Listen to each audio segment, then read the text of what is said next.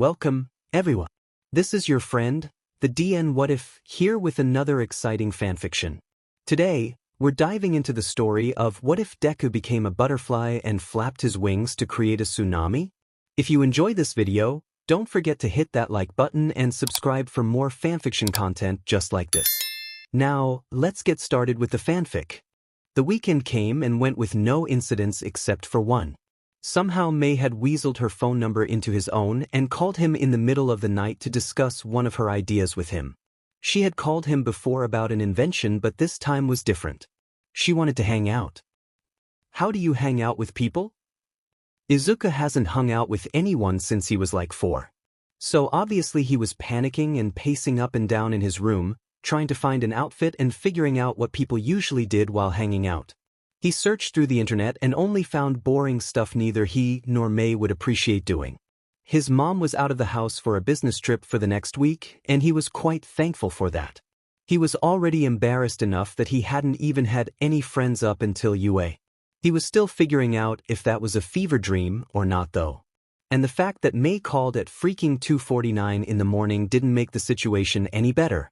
She startled him awake by calling him, and he wasn't really in the right mind space to tell her no. He didn't want to hang out at almost 3 a.m. but here he was, finally having decided to just wear a black tank top with an old yellow crop top hoodie over it, which wouldn't be an issue if they decided to build something and it got dirty, and a pair of dark blue ripped jeans with his telltale red shoes.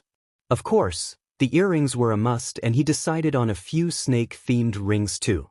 He hesitated a bit with the eyeliner but ultimately decided to paint his waterline with a moss green eyeliner to accentuate his green eyes. There was no use to even try to tame his hair, so he just went through it with his fingers and called it a day, night in this case. He grabbed his wallet, phone, keys and pepper spray, and just to be safe an additional one for May if she forgot hers. He forgot that it wasn't common for quirked people to carry pepper spray around with them, and went on his way, every muscle in his body still protesting from the workout session he had had yesterday. The Pinkette had told him to go to the train station and she'll come and pick him up since she didn't live too far from it. It took him about 15 minutes to arrive, and before he could sit down to wait, he already had her crashing into him in a bone-crushing hug. "Oh my Cammy, you actually came. And holy shit, you look good with that eyeliner. Why don't you wear some at school on Monday? I bet you'd slay them all with your looks."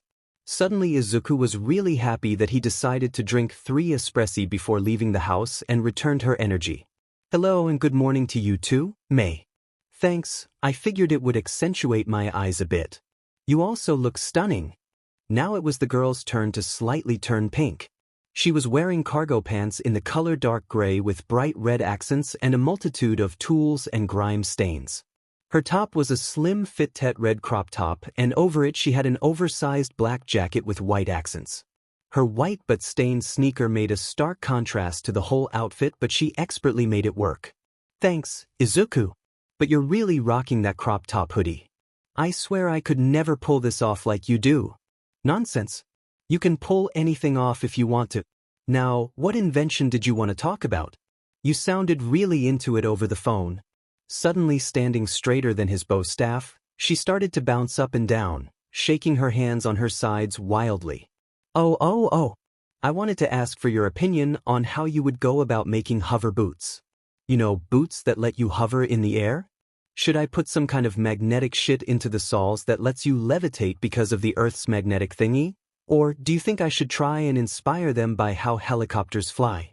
Now completely focused on May, Izuku followed her to her house, into her garage, and from there into her own workshop. He had almost everything. Starting from normal everyday tools to welding machines, rotary saw, even a laser cutter. Protesting muscles were completely forgotten and the chaos duo got to work. At around 4 a.m. May's mom came down, a bathrobe thrown over her pajama, and put down 2 cups of water. She didn't trust her daughter with a glass in the workshop. She knew that it wouldn't even be 3 seconds before she would manage to break it despite being at the opposite end of the room. Izuku had politely introduced himself and asked if it was okay to be here, and Hatsum-san, who said to call her Hitomi, assured him it was no problem and that he could come by any time. He also found out why May was so accepting. Her mother had taught her to be respectful with everybody, regardless of gender identity, sexuality, quirk, or job. If Izuku is completely honest, he almost cried at that. Soon after that conversation, they went back to tinkering at the first prototype of the hover boots, and both of them fell into some sort of hyperfocus. Only many hours later, when the sun had long already risen high, did Hitomi come down and bring them lunch. They were so absorbed that both of them forgot about eating, and only now, at 2 p.m. afternoon, 11 hours after they'd started, they felt the hunger. As if on cue, both their stomachs growled loudly, and they spent the entire rest of the day finishing up the hover boots, and it only took 3 explosions until everything worked out perfectly. At around 6 p.m. did Izuku leave and went to his dojo, long overdue for an actual training session. Karasuma-sensei was ruthless as always, but it was fun nonetheless. Now he was trotting home again, and it was already dark. He pulled out his pepper spray and hid it in his hand, ready to strike if it was necessary. He did live in the red lights district of Mizudafu, one of the most heavily crime-rated districts of Japan. What made it so dangerous was that the majority of the district was very urban, and the houses were pretty old, and most of them were deserted, making perfect hiding spots for illegal activities and groups of villains. Most of them were small-time villains though, so Izuku wasn't too concerned. However, it was also home to quite the number of quirkless people. Which is also why he knew exactly where to go if he ever needed to go to the hospital. Normal hospitals don't really tend to quirkless people, choosing quirked people over them even if they were more urgent cases. So, the community put together money over the span of a few years and bought a 3-story high abandoned building, restored it to their best ability, and made an illegal underground clinic out of it. They funded all of that with donations, most of the time from the quirkless people themselves if they could afford it. Izuku himself donates the rest of his lunch money every month. It may not be a lot, but the caretakers of the clinic are always over the moon regardless. The greenette turned another corner, and inwardly his soul left his body. 3 men were leaning against the wall a few meters in front of him. Nobody was saying anything, and that in itself was very suspicious. He couldn't turn back though, that would make them think he saw something illegal. So, schooling his expression and his stance, he continued to walk into their direction. He could practically feel their eyes on him the whole time, and he discreetly reached for the second pepper spray with his other hand in his pocket. He walked past them, eyes on the ground and in front of him, and prayed they wouldn't come after him. About 10 steps later, he heard shuffling and inwardly cursed. They must have seen his red shoes. "Hey boy, what's a lil cutie like you doing here in an alley like this?" Great, they were drunk too. Ignoring the man, he continued to walk, but that seemed to be a mistake because the man got angry. "Not gonna answer me? Ya lil brat, I'll show ya what happens if you disobey me." Suddenly all 3 of them were running towards Izuku, and he started to run Oswell. No point in trying to be subtle now, he already made them angry. Unfortunately, one of the other 2 had some sort of speed quirk and caught up to the greenette in the matter of a few seconds and tackled him to the ground. The man was panting into his ear, the smell of alcohol assaulted his nose. Trying to get him off, he quickly used one of his self-defense moves, but it didn't work. The drunk was too big to get him off, and the other 2 were quickly catching up. Taking a deep breath, Izuku screamed. In fact, he almost screamed his lungs out, and he was sure he'd have a sore throat for a few days at least. Thanks to hauling big pieces of trash home to tinker around with them, he ripped his arms and hands free, twisted his body, and sprayed the pepper spray into the man's eyes. Said man roughly recoiled, and the teenager scrambled to his feet and started running again. After a few meters, he heard grunts and curses coming from the 2 remaining men and rounded a corner and listened. The grunts and shouted curses continued for a few more seconds, and then they stopped completely. Risking a glance, he peeked around the corner, and relief immediately washed over him. Cautiously, he went around the corner again and approached the man that saved his ass. "Thanks, Eraserhead, for having my back there." He sheepishly rubbed his neck. Eraserhead looked him up and down. Then finally he responded. "No problem, Midoriya. But I do have to ask, what are you doing here at this hour? Don't you know that this is one of the most dangerous districts of Japan?" "Oh yeah, I know that. I live around here, and I was on my way home from a friend's when those perverts started chasing me. But it's no big deal, this happens pretty often around here." The pro hero looked at him with a look that almost screamed, "I'm done with this shit. Kid, this is a big deal. Thank Cammy I was here, or who knows what could have happened to you. 3 against 1, your chances of escaping were pretty slim, judging by the fact that one of them has a speed quirk. Realizing that he could have actually been in a lot more danger than he originally thought, he dropped his gaze towards the ground, fiddling with the hems of his hoodie nervously. Well, if you say it like that, then it sure does sound bad. The man let out a deep sigh and went to crouch before him. Yeah, that's because it was. But it's fine now, you're safe. Are you hurt anywhere or feeling cold? You're shaking pretty badly. Blinking and looking down on his hands, he saw that he was in fact shaking like a leaf, and when he wanted to respond he suddenly couldn't. It felt like his throat had closed off and no sound escaped from his mouth whatsoever. He opened his mouth and tried again and again, but no sound wanted to leave him. And because it felt like his throat was closed, he noticed how he couldn't breathe anymore too, and everything was closing in on him, the walls, the dumpster, and his heartbeat was really loud now too. Unexpectedly, a hand firmly but gently took one of his shaking ones and put it against his chest, and the other hand was also taken and put onto the person's chest in front of him. Izuku felt it rise and fall evenly, and he tried to match his breathing attempts with theirs, but it didn't work. It didn't work, and he felt his knees give out. He still couldn't breathe, and it felt like he was being drowned by the sludge villain again. By now tears streamed down his face, and suddenly he was hugged? That kind of feels familiar? Long arms wrapped around him, and one side of his face was now pressed against someone's chest. He could hear their heartbeat and tried to focus on that. When finally his own heartbeat wasn't pounding in his head anymore, he turned his focus on the rising and falling rhythm of the person's breathing and tried to match it again, and this time, thank Cammy, it worked. Slowly everything came back to him, and he took a deep shuddering breath before pulling away. He looked up at Eraserhead and realized he was sitting on the floor against the wall with him, and the underground hero was still hugging him partially, and holding him with one arm draped partly over his shoulder, partly over his upper back, and the other was supporting him with a firm grip on his lower arm. It's okay, you're safe, nobody can hurt you. The black-haired pro looked him deep in the eyes, and never has Izuku seen such a soft expression on his face. Can you hear me now? The teen tried to say yes, but yet again no sound came out, and he let out a frustrated noise. Nod or shake your head for me if you think you can speak right now or not, please. It's okay if the answer is no, just nod or shake your head. After some more attempts he ultimately gave up and shook his head. Why couldn't he talk? This has never happened before. Sure, after the sludge villain he wasn't really up for talking either, but never could he not speak at all. Okay, that's okay. I'm gonna ask you yes or no questions now, and you are gonna nod or shake your head for me, okay?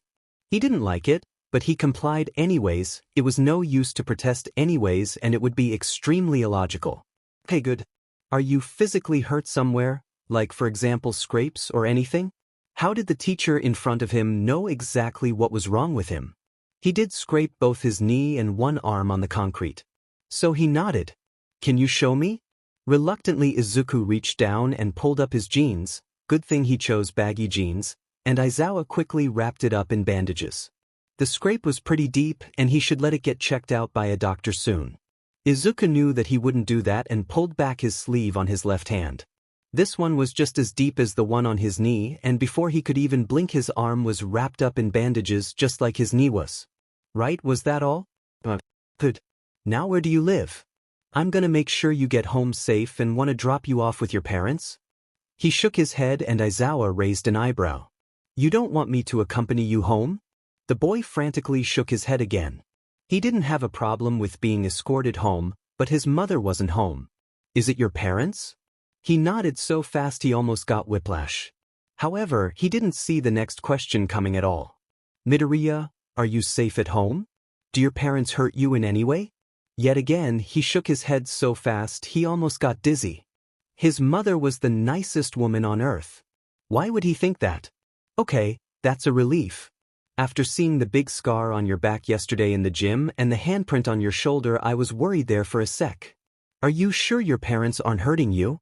Now that he thought about it, how could he have been so stupid? Of course the people in UA would be concerned for his safety after seeing that horrendous scar. Sure, it was old and partially faded, but it is huge.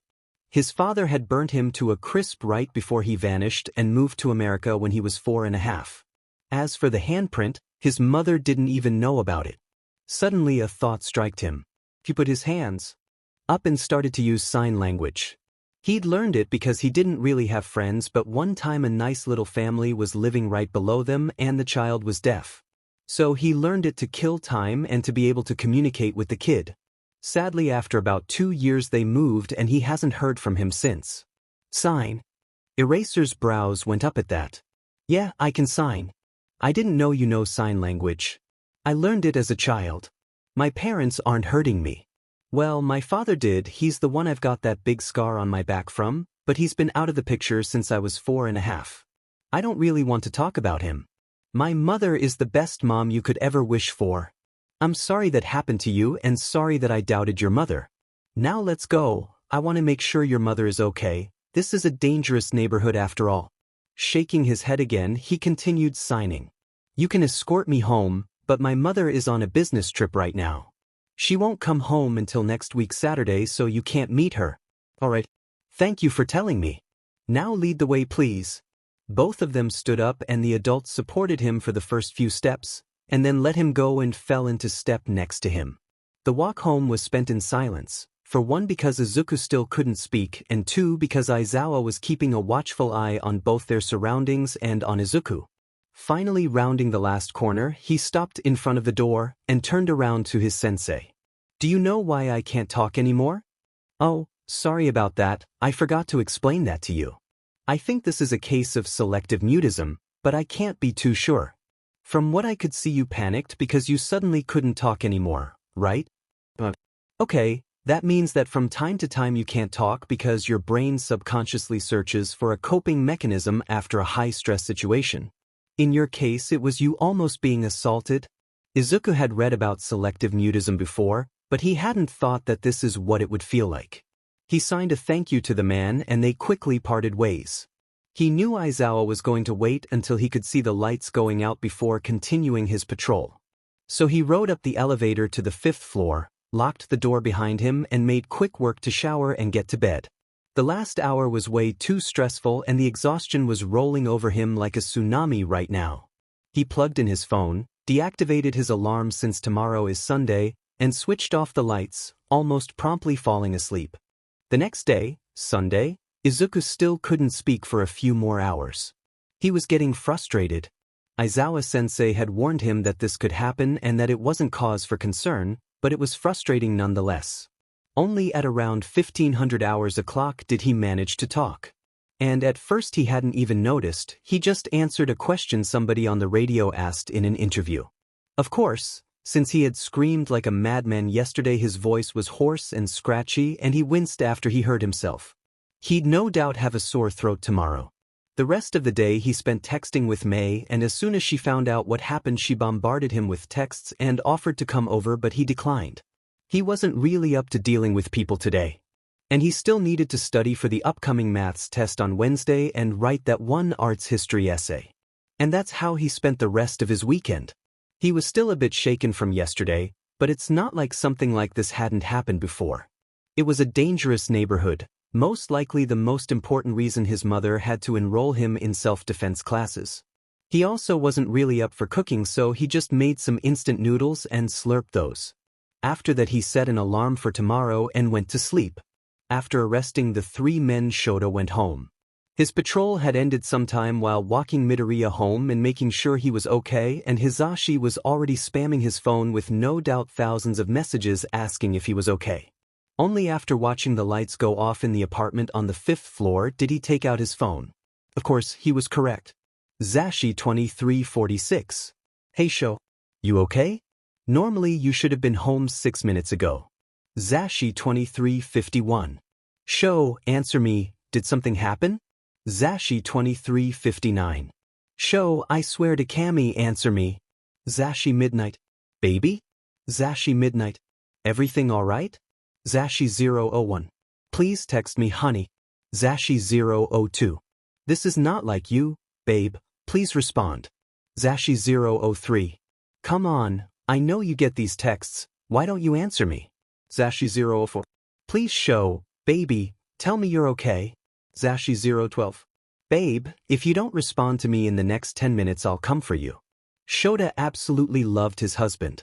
He knew him better than anybody else, and he knew that the last message was to be taken seriously. That had happened once, and Shota simply had his phone on silent mode and not on vibration, and Zashi found him next to a dumpster petting 3 stray cats. One of his most embarrassing moments of life, that's for sure. Show 015. I'm alright, Zashi. Had to make sure the problem child got home safe. Show 016. Were you aware that Midoriya lives in the red lights district? Zashi 016.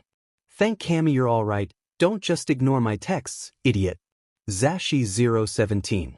Also you mean the green-haired kid from support? Higuori's student? Show 017. Yeah. I'm worried about him. This area is not safe for a kid and definitely not for a quirkless kid. Show 018. I also found out where he got that nasty scar from which I told you about. Zashi 018. Really? Did he tell you? Show 019. Yeah, apparently his father did that to him when he was 4.5 and Midoriya said that since that he was out of the picture. Zashi 019. Oh baby, that's horrible. At least that prick isn't in the picture anymore. And his mother? What about her? Did you meet her? Show 020. No, I didn't meet her, she's on a business trip. The kid said that he couldn't imagine a better mother than her though, and I don't think he was lying. Show 021. Alright, enough texting, I'm on my way home. I'll be there in 10. Zashi 021. Pibips, stay safe. Thankfully there were no other incidents on his way home, and soon he was in his beloved husband's arms on the couch. So, tell me what happened. Everything. He looked up into these beautiful greenish-yellow eyes.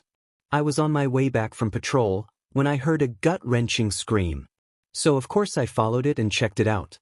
Then I saw Midoriya being chased by 3 men and one with a speed quirk had tackled him to the ground. At first I wanted to get that one off him, but the kid pulled out a pepper spray and got away from him himself and ran away. I took down the other 2 and restrained all 3 of them with my capture weapon. Then Midoriya came around the corner again and thanked me for saving him there. As if that isn't my job. An amused huff came out of Hizashi's mouth at that. You know, that's very in character of him. He thanks me for every time I help him in English with something. The black-haired man nuzzled his head further into the other's side. I guess so. Then I noticed that the kid was shaking like a leaf. I asked him if he was hurt or if he was cold, and then it seemed like he couldn't talk anymore. I think it was a case of selective mutism, but I can't be too sure. Ah, poor little listener. Yeah, well, not being able to speak seemed to throw him into a panic attack. I guess the adrenaline crashed down on him and he realized the situation he was in played a role too. It took almost 10 minutes for him to hear me again. The arm around him tightened its hold, and only now did Shota realize how tense he was. I also found out he knows sign language. Learned it as a kid apparently. I went home with him and waited until the lights were off, then I arrested the 3 men and only then did I look at my phone. Sorry I didn't respond sooner. The voice hero's free hand gently took his chin and tilted his head to look into his eyes. It's okay, baby. You're here now and the little listener is safe and that's all that matters. Now come on, let's go do our cool down stretches and then we go to bed. It's been a long day for the both of us. He knew it was no use to complain and they did their nightly routine. It was time to go to sleep and wake up for their day off. Zashi would do hero work every Monday, Tuesday and Friday morning, as well as Saturday the whole day next to being in school, and Shota worked the normal hours at school and from Monday to Friday at night from 19:30 to 2:30, and on Saturday he worked from morning 7 o'clock to evening 23:30. Sunday was their shared day off and nothing could change that. Ever. They went to bed and after waking up again, spent their day relaxing at home and going on a date. The weekend may have started out with some turbulences, but it ended just perfect, in Shota's humble opinion. Yup, he had a sore throat today.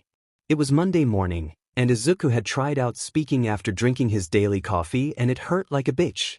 Mentally preparing himself to find out if any other person in his class knew sign or not and preparing himself to be as polite as possible while speaking as little as possible, he grabbed his backpack and clutched his remaining pepper spray in his hand. He'd have to restock soon, he wouldn't want to run out. At around 8:15 he arrived at UA and it took another 5 minutes to walk to his classroom. However, before he could set a foot into the room, he was tackled by a blob of pink and suddenly had Mei squeezing the ever-loving shit out of him. "Oh my Kami Izuku. I was so worried. I know you said that you were okay yesterday, but I just had to see with my own eyes. Why are you doing things like this to my poor heart?" Smiling sheepishly, he shrugged and looked to the side. "Are you okay? Why aren't you answering me?" Figuring he'd have to explain it to the rest of his classmates too, he went past Mei and took the chalk from the blackboard and began to write. "I've been attacked on Saturday by 3 drunk perverts while going home. To get somebody's attention I screamed my lungs out and now I have a sore throat that hurts whenever I speak. If anybody knows sign language, that would be fantastic. If not, then just ask me yes or no questions and I will nod or shake my head in response. I'm okay now, BTW, an underground hero saved me before anything could happen. Midoriya Izuku." He wrote it on the spare blackboard onto the furthest side in his telltale neat handwriting space for the teachers to write things down, and turned around, noticing the horrified expressions of the people that were as early as he was, namely the twins and Kaneko. Mei already knew the story. "Holy shit, Midoriya. I know sign language, so if I have to translate anything for you, just sign away." The little inventor turned his head to the blonde.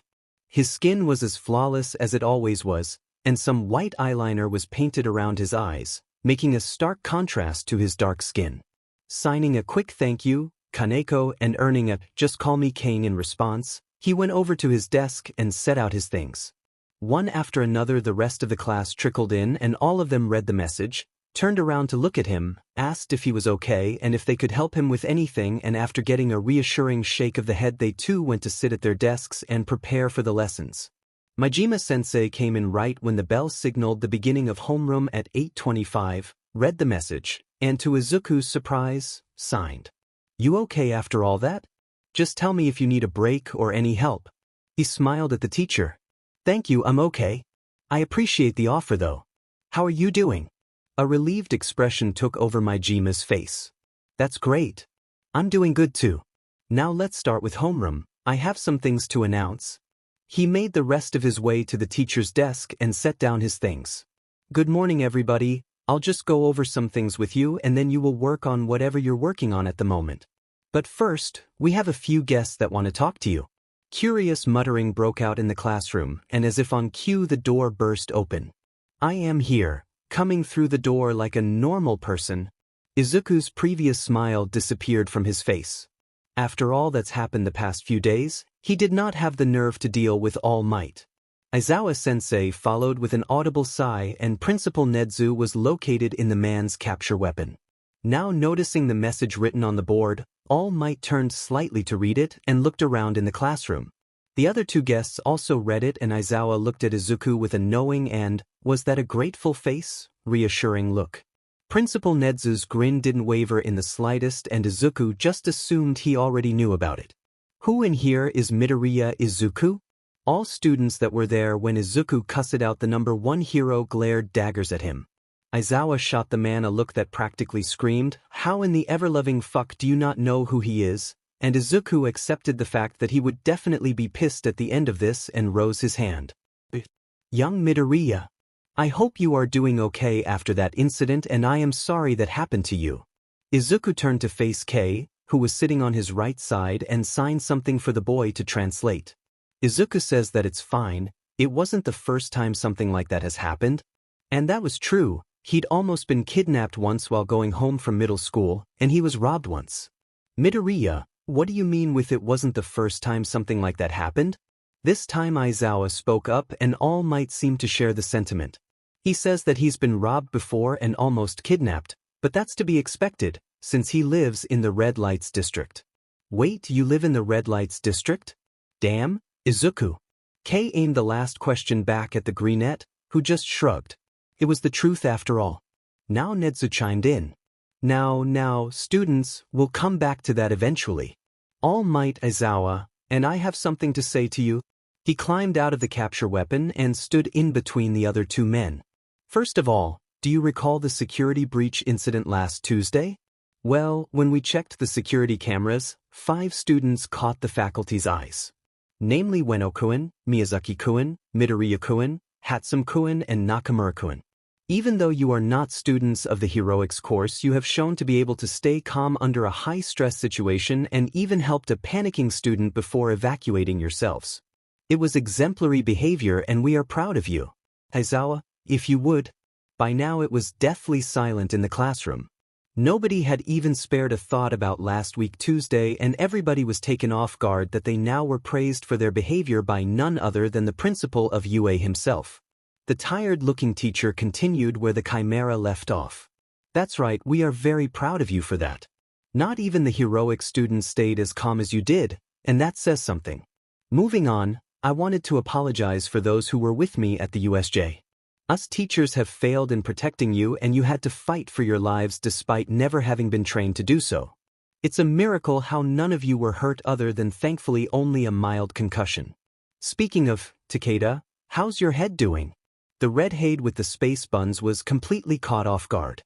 Oh, recovery girl said that it healed after 2 days. I've been fine since Friday evening, sensei. The teacher nodded. That's good. All of you have shown great potential on Wednesday and you impressed me. While I was in the plaza fighting, I listened in on your conversations over the comms, and even though you never learned how to professionally do that, you did a great job. Sure, the names you used were improvised because you don't know my class's names yet, but you found a creative solution to that. I just have one question. Midoriya? The two locked eyes. How did you know that Bakugo wouldn't take orders if they didn't come from me? The greenette looked at the man and signed away, knowing he also knew Jizzle. Next to him, Kay spoke aloud for the others. Bakugo and I grew up together. I know how he thinks. In the back, Takeda whispered something along the lines of "Oof, that's rough, buddy," and inwardly the temporarily mute boy snickered at that. Alright, that makes sense. As I'm already addressing you, I have to thank you for yours and Kimura Yuki's quick thinking and combined effort in contacting the school. Thanks to you, reinforcements got here before anything worse could have happened. Additionally, Midoriya, it was incredibly reckless and stupid of you to just shoot 2 villains. However, since it worked, and you most likely saved all of us from a great tragedy, thank you. You did a good job. Same goes for you, Hatsum. Thanks to your quick thinking and you bringing a most definitely illegally strong taser with you, you managed to incapacitate 33 villains in the flood zone. I also must thank you for providing first aid to Azui, the one you called Frog Girl, and dealing with Mineta, the one you called Great Boy. And not to forget, Kimura, you also did a great job hiding yourself away, helping with contacting the school, and then you provided first aid to 13's wounds almost like a professional. You saved a life there. Good job. All Might if you would. Well, if the ones called out hadn't been resembling a strawberry before then, now they definitely were. Aizawa held eye contact for a few more seconds with all of them, and then stepped back to let the number 1 speak. Well, as Aizawa and Nedzu already said, you did a very good job. I also wanted to apologize for not being there when you obviously needed me. I know that I was supposed to be there with you and teaching you, but on my way to school I encountered villains and simply couldn't turn a blind eye on that. To Izuku's surprise, Sora spoke up and asked the question everybody was dying to ask in that room. All Might, sir, excuse my manners, but why didn't you mention our class in that interview you gave, and why did you say that you were the one that took down the leader of the villains and the Nomo even though Izuku did it? Seems kind of unfair to me. Judging alone by the face the man was making, everybody knew that he had hoped they would have forgotten about that.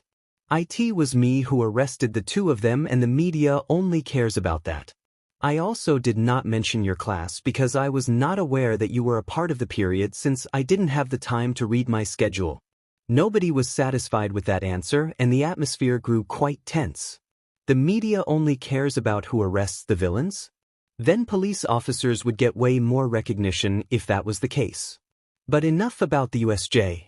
We wanted to wish you good luck during the sports festival next week. I believe you will exceed our expectations. Now Nedzu spoke up again, and even though his face always remained in the same position, with the characteristical grin spread across his face, he was definitely relieved that the topic was changed to something positive. Yes, Yes, the sports festival. It's a great chance for you all to make an impression for future employers. You and the support course have special permission and are encouraged to carry as many support items as you'd like into the stadium, as long as your weapons don't inflict fatal wounds or cause somebody's death, but I believe that should be clear without having to say so. For the heroics course, it is forbidden to carry support items. The only exception would be if it is necessary for safe quirk usage. All the other departments are also allowed to carry support items, but they have to come to you specifically and ask you to build them. Every year all the grades work together. The only rule is that first years can't ask second or third years to build them something. Same goes for second years and third years. Every grade has to support their own year, but are forbidden from asking another grade. Nedzu looked slightly annoyed when All Might cut through his speech with his booming voice. Everybody knew that the principal loved to monologue. That is because it would be unfair. We wish everyone here good luck, and to you, young Midoriya, I shall see you in action another time, since you will sit the event out. The atmosphere went cold again, even colder than before. Izuku was already pissed that All Might was here, but that crossed the fucking line. Deciding to just deal with the pain for one more day, he started to talk, voice very raspy, but that didn't stop him from sounding as pissed as he currently was. And why would I sit out on the event, All Might? He still had that stupid grin on his face, and he had the nerve to genuinely look confused. Why wouldn't you? It is way too dangerous for you to participate since you're quirkless. Everybody was staring at All Might. Even Aizawa, Nedzu, and Maijima were staring at the man in shock. And what does me being quirkless have to do anything? There are also students that have mental quirks. Are they encouraged to sit the event out? Yeah, I don't think so. The blonde was now growing tense. You know that it is a different story than your case. You should be aware of the fact that you are quirkless and that it is way too dangerous for you. Izuku took a deep breath. He has dealt with this kind of treatment before in middle school. It's fine. No need to get angry. You know what? Fuck it. Rest in peace, voice. I know that it's dangerous. It's literally an event that encourages teenagers with powerful quirks to smash each other's skulls in on live national television. Since I'm not a heroic student, I will bring in support items which will help me even out the playing field. Also, about 10 years ago, Aizawa-sensei won the festival even though he didn't even use his quirk, meaning that he won basically quirkless. And just to tell you, since I live in the Red Lights district, one of the most dangerous districts of Japan, my mother has enrolled me in self-defense classes since I was 6, and I've been going to Kung Fu and Taekwondo classes since I was 7. I have a black belt in both of those martial arts classes. That means I will not go down without putting up a fight. Also, I'm not made out of glass. If I was, I would have shattered into a million pieces a long time ago. His voice grew colder and colder with each sentence, and everybody was staring at him. A few moments of awkward silence passed by, and finally All Might cleared his throat. Well, if you really think it is a good idea, I will not stop you. However, I will not stop being worried. Izuku had completely forgotten that Maijima-sensei had been in the room the whole time, until he spoke up. Well, thank you for acknowledging all the good things my class did, but homeroom has ended and we have a tight schedule. If you would, All Might, Aizawa, Nedzu? Of course, it seems like we have lost track of time. Aizawa, please go to your class. I bet they are awaiting your return. All Might, a word in my office, please. And with that, the three teachers walked out of the class, and yet again the room was put into a tense silence. The first to say something was, surprisingly, Kei. Hey, Izuku, you alright? That was really shitty from All Might. I didn't think he would be so biased. The greenette pinched the bridge of his nose while deeply sighing. Switching back to sign language, since his throat hurt like a bitch now, he answered. Don't worry about it, it's fine. All throughout daycare, elementary and middle school, every single teacher thought the same way. I'm used to it. So, all of your previous teachers treated you like All Might did right now? Damn, that must have sucked. I'm sorry you had to go through that. You don't need to apologize for something you didn't do. But thank you, I appreciate it. I'll just have to show All Might what I'm capable of. Leaving it at that, both of them turned forward and waited for Maijima-sensei to finally start the lesson, which he luckily did. The students went to work on the support items they had been working on for the sports festival, and soon all of them were either chatting with each other or had headphones with some music in.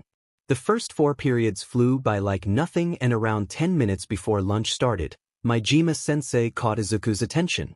The man started to sign as soon as Izuku made a move to come over. "You don't need to come over, I just wanted to check in on you. Are you okay after all that?" "Oh yeah, I'm okay, I'm used to it. It's pretty common for people to treat me like glass, it's fine. I'll just have to show All Might what I'm capable of." "Okay, I'm sure you'll do well. If you have any questions about a support item you're building, just remember to come to me. The same goes for the rest of the class too, but just to make sure." "Thanks, I'll keep it in mind." He pulled back down his visor and continued to weld the last piece of his own version of Mei's hover boots, and when he was finally finished, he went to the back of the room and pulled them on. Praying that the boots wouldn't send him crashing into the ceiling, he switched them on with the button on the heel of each boot, and slowly began to hover around 15 centimeters over the ground. He was completely focused on the task at hand and didn't notice the fond smiles and the curious faces of his classmates and his teacher, all watching him. He quickly documented the process in his notebook and started to skate across the room, mimicking having rollerblades on. It worked pretty well, and he stopped right before the wall, again putting down some notes. Now to the most critical part of it. Taking a deep breath, he set one foot on the wall and kept it only half a meter above the floor. If this failed, he didn't want to hurt himself by crashing onto the floor. Finally, taking up all his courage, he pushed himself off the ground and set his other foot also on the wall. After a few seconds of nothing happening, he opened his eyes and couldn't help it but throw a fist into the air. He was successfully standing on the wall, in a horizontal position. Holy shit, he did it! He started to take a step upwards. And another. And another. Soon he was walking around on the wall, but not directly walking on it, but hovering a few centimeters away from it. The sensors all over his body worked like he wanted them to. They canceled out normal gravity and remade it in a way that it felt normal for Izuku to walk on the wall, as if he was walking on the floor. Now he went for the ceiling. It took a bit more courage than before to actually get over the fear of falling headfirst back down, but as soon as he stepped over it and felt his weight being redistributed, he was ecstatic. He tried skating across the ceiling, and it worked. Suddenly the class below him cheered, and he startled, almost losing balance. The loudest of them all was Mei. "Holy shit, Izu. You did it. Of course, all thanks to my original idea, but you did it. Woohoo." Izuku was thrilled and went ahead and did a flip. He's never been more grateful for the parkour lessons in middle school. When the bell signaled the start of lunch, he went back down, and immediately everybody swarmed him and congratulated him on his success. The tense atmosphere from homeroom was completely gone now, and everybody was happy and cheering the teen on. After 5 minutes, Monoma also came into the room to check on how far Miyazaki was with his suit, and Mei and them convinced him to show Monoma his boots. The blonde 1B kid was awestruck and congratulated Izuku too, and together as a class with Monoma in tow they went to the cafeteria and spent their lunch together, laughing and talking animatedly about their inventions, and Monoma occasionally threw in his own stories about heroics with Vlad-sensei. After around 10 minutes, Izuku spotted Shinso sitting alone a few tables over and waved him over. At first he didn't talk too much, and when the question about his quirk inevitably came up, he reluctantly told them it was brainwashing. Immediately Izuku started signing away questions over questions, and Kei obviously had trouble keeping up.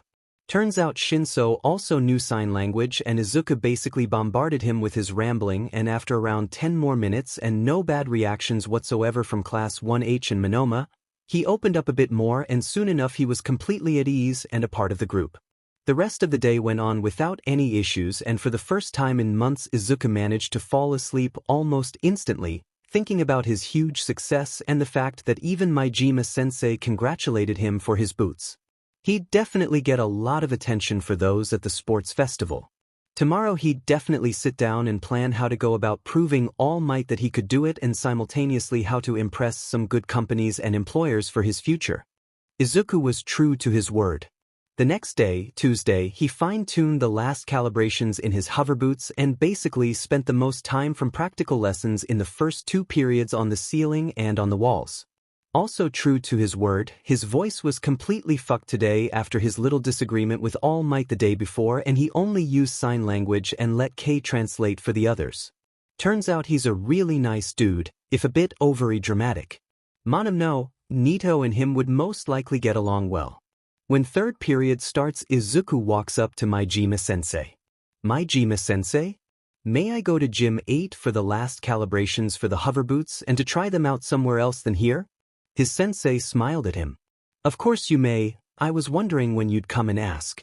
You want to use the AA, don't you? The ginger got a nod in response. Okay, just make sure to come back before lunch starts and be careful. I believe Class 1C has their PE lessons there right now, but the AA should be free for use and a teacher will be there for supervision. Have fun. Quickly getting K's attention, he signed that if anybody needed anything from him they'd find him in Gym 8, and then off he went.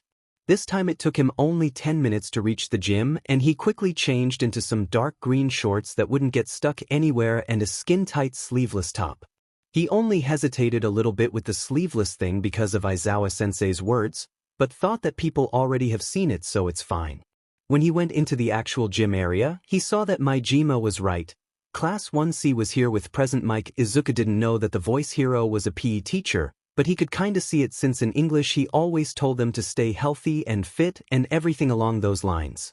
Suddenly, Shinso was standing next to him and sweat was running down his face. Hey Midoriya. What are you doing here? He stopped staring at the teacher so that he could respond. I got permission from Majima-sensei to test out a support item for the sports festival, and since a teacher is already here he said it's fine. Also, call me Izuku, it's shorter. Shinsu's face took on a slightly pink color, but Izuku dismissed it for having blood in his head because of exercising. Sick. Then you have to call me Hitoshi too. I don't know if Yamada-sensei knows sign language, but I can come with you to translate. The greenette gratefully nodded and turned slightly pink himself, and together they approached the teacher. Why hello there, little listeners. Did you pick up a stray, Shinso? I don't remember Midoriya being a part of 1C. How he knew the freckled boy's name, it would forever stay a mystery. Shinso responded right away though, so he could think about that later. Izuku asked Majima-sensei for permission to try out a support item, and since you are already supervising he's now here.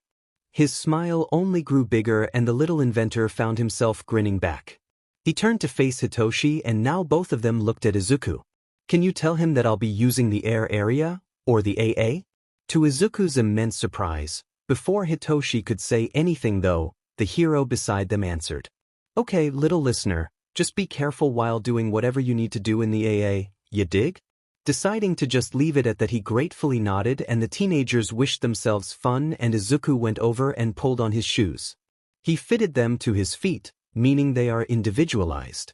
He built them out of mostly matte black and gray material, with white and green accents for aesthetics.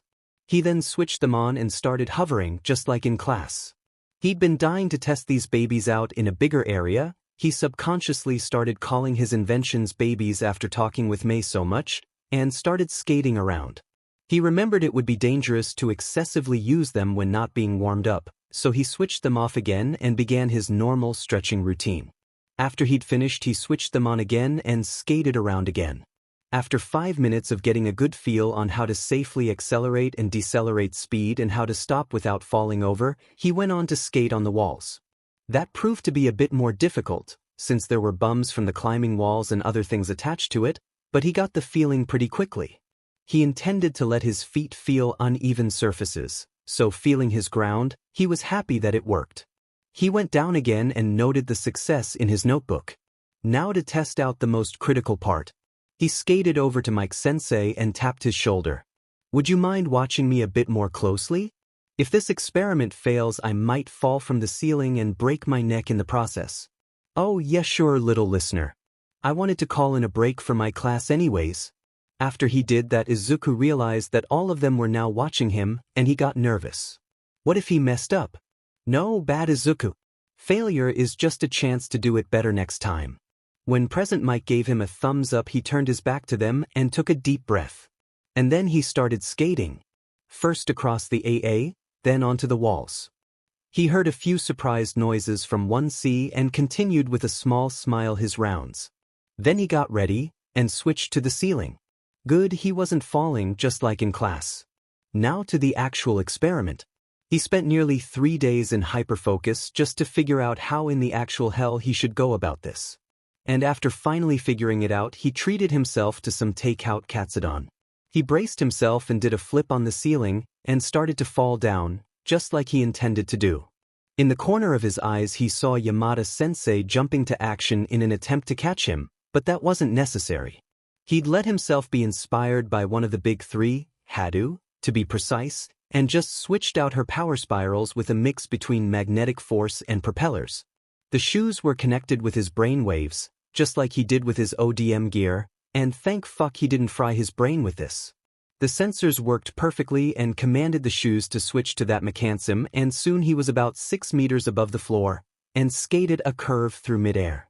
He was skating through midair. Holy shit, he did it. He threw a fist into the air again and only now heard the cheers coming from below. He looked down and sure enough the entirety of 1C was looking at him with awe-struck expressions, and Yamada-sensei also looked impressed, but simultaneously a bit shaken. Izuku made a mental note to apologize for scaring him like that. He gracefully went down the rest of the way and stopped a meter before Hitoshi, who was grinning like a madman. Damn Izuku! That was impressive. He beamed at the purplet. Thanks. And thank Kami that I didn't break my neck in the process. Yeah, little listener, you scared me a bit there. Next time warn me before you do something like this, you dig? The blonde came over, showed him a thumbs up. Of course, sensei. I'm sorry for not going into more detail. It's fine, everything turned out okay and I believe your invention is a success? Now it was the adult's turn to almost be blinded by the cinnamon roll's smile. Yeah. Now I only have to try out how to use my weapons with them and if I can still use martial arts or if that throws me off balance. I'll be at the mats. And with that off he skated and started to try it out. Class 1C was still watching him. Because their break wasn't over for another 10 minutes. He quickly forgot they were there though and was ecstatic that it didn't throw him off balance every time he kicked or punched the punching bag, and was soon assaulting the poor bag as fierce as on Friday. When he was finished and checked if the boots had taken any damage, which they didn't, he skated over to the vending machine and got the same protein shake as on Friday. It was dark chocolate flavored and he loved dark chocolate. Now it was 20 minutes before lunch and Izuku said goodbye to 1C and to Yamada-sensei, and thanked the man again for keeping an eye out. Then he went to the locker rooms, changed back into his school uniform after washing off his body, leaving the hair out because he didn't want wet hair for the next few hours, and put on the boots again. He still had to test out if they worked on other surfaces, such as the normal floor in school and maybe the windows. It worked perfectly. He reported back to Maijima-sensei and then went on to go to lunch with 1H, and Nito and Hitoshi met up with the group. 1H went over the topics for the upcoming math test next period, and Nito and Hitoshi helped explain some of it to those who didn't understand. Higuri, how the actual fuck do you not have gray hair yet? Maijima's colleague, Yamada, exclaimed so loudly that Aizawa had to use his quirk on him to save their eardrums from bursting. I take it you have met Midoriya? What did he do? Oh, how the support course teacher loved to tease the marketing department teacher.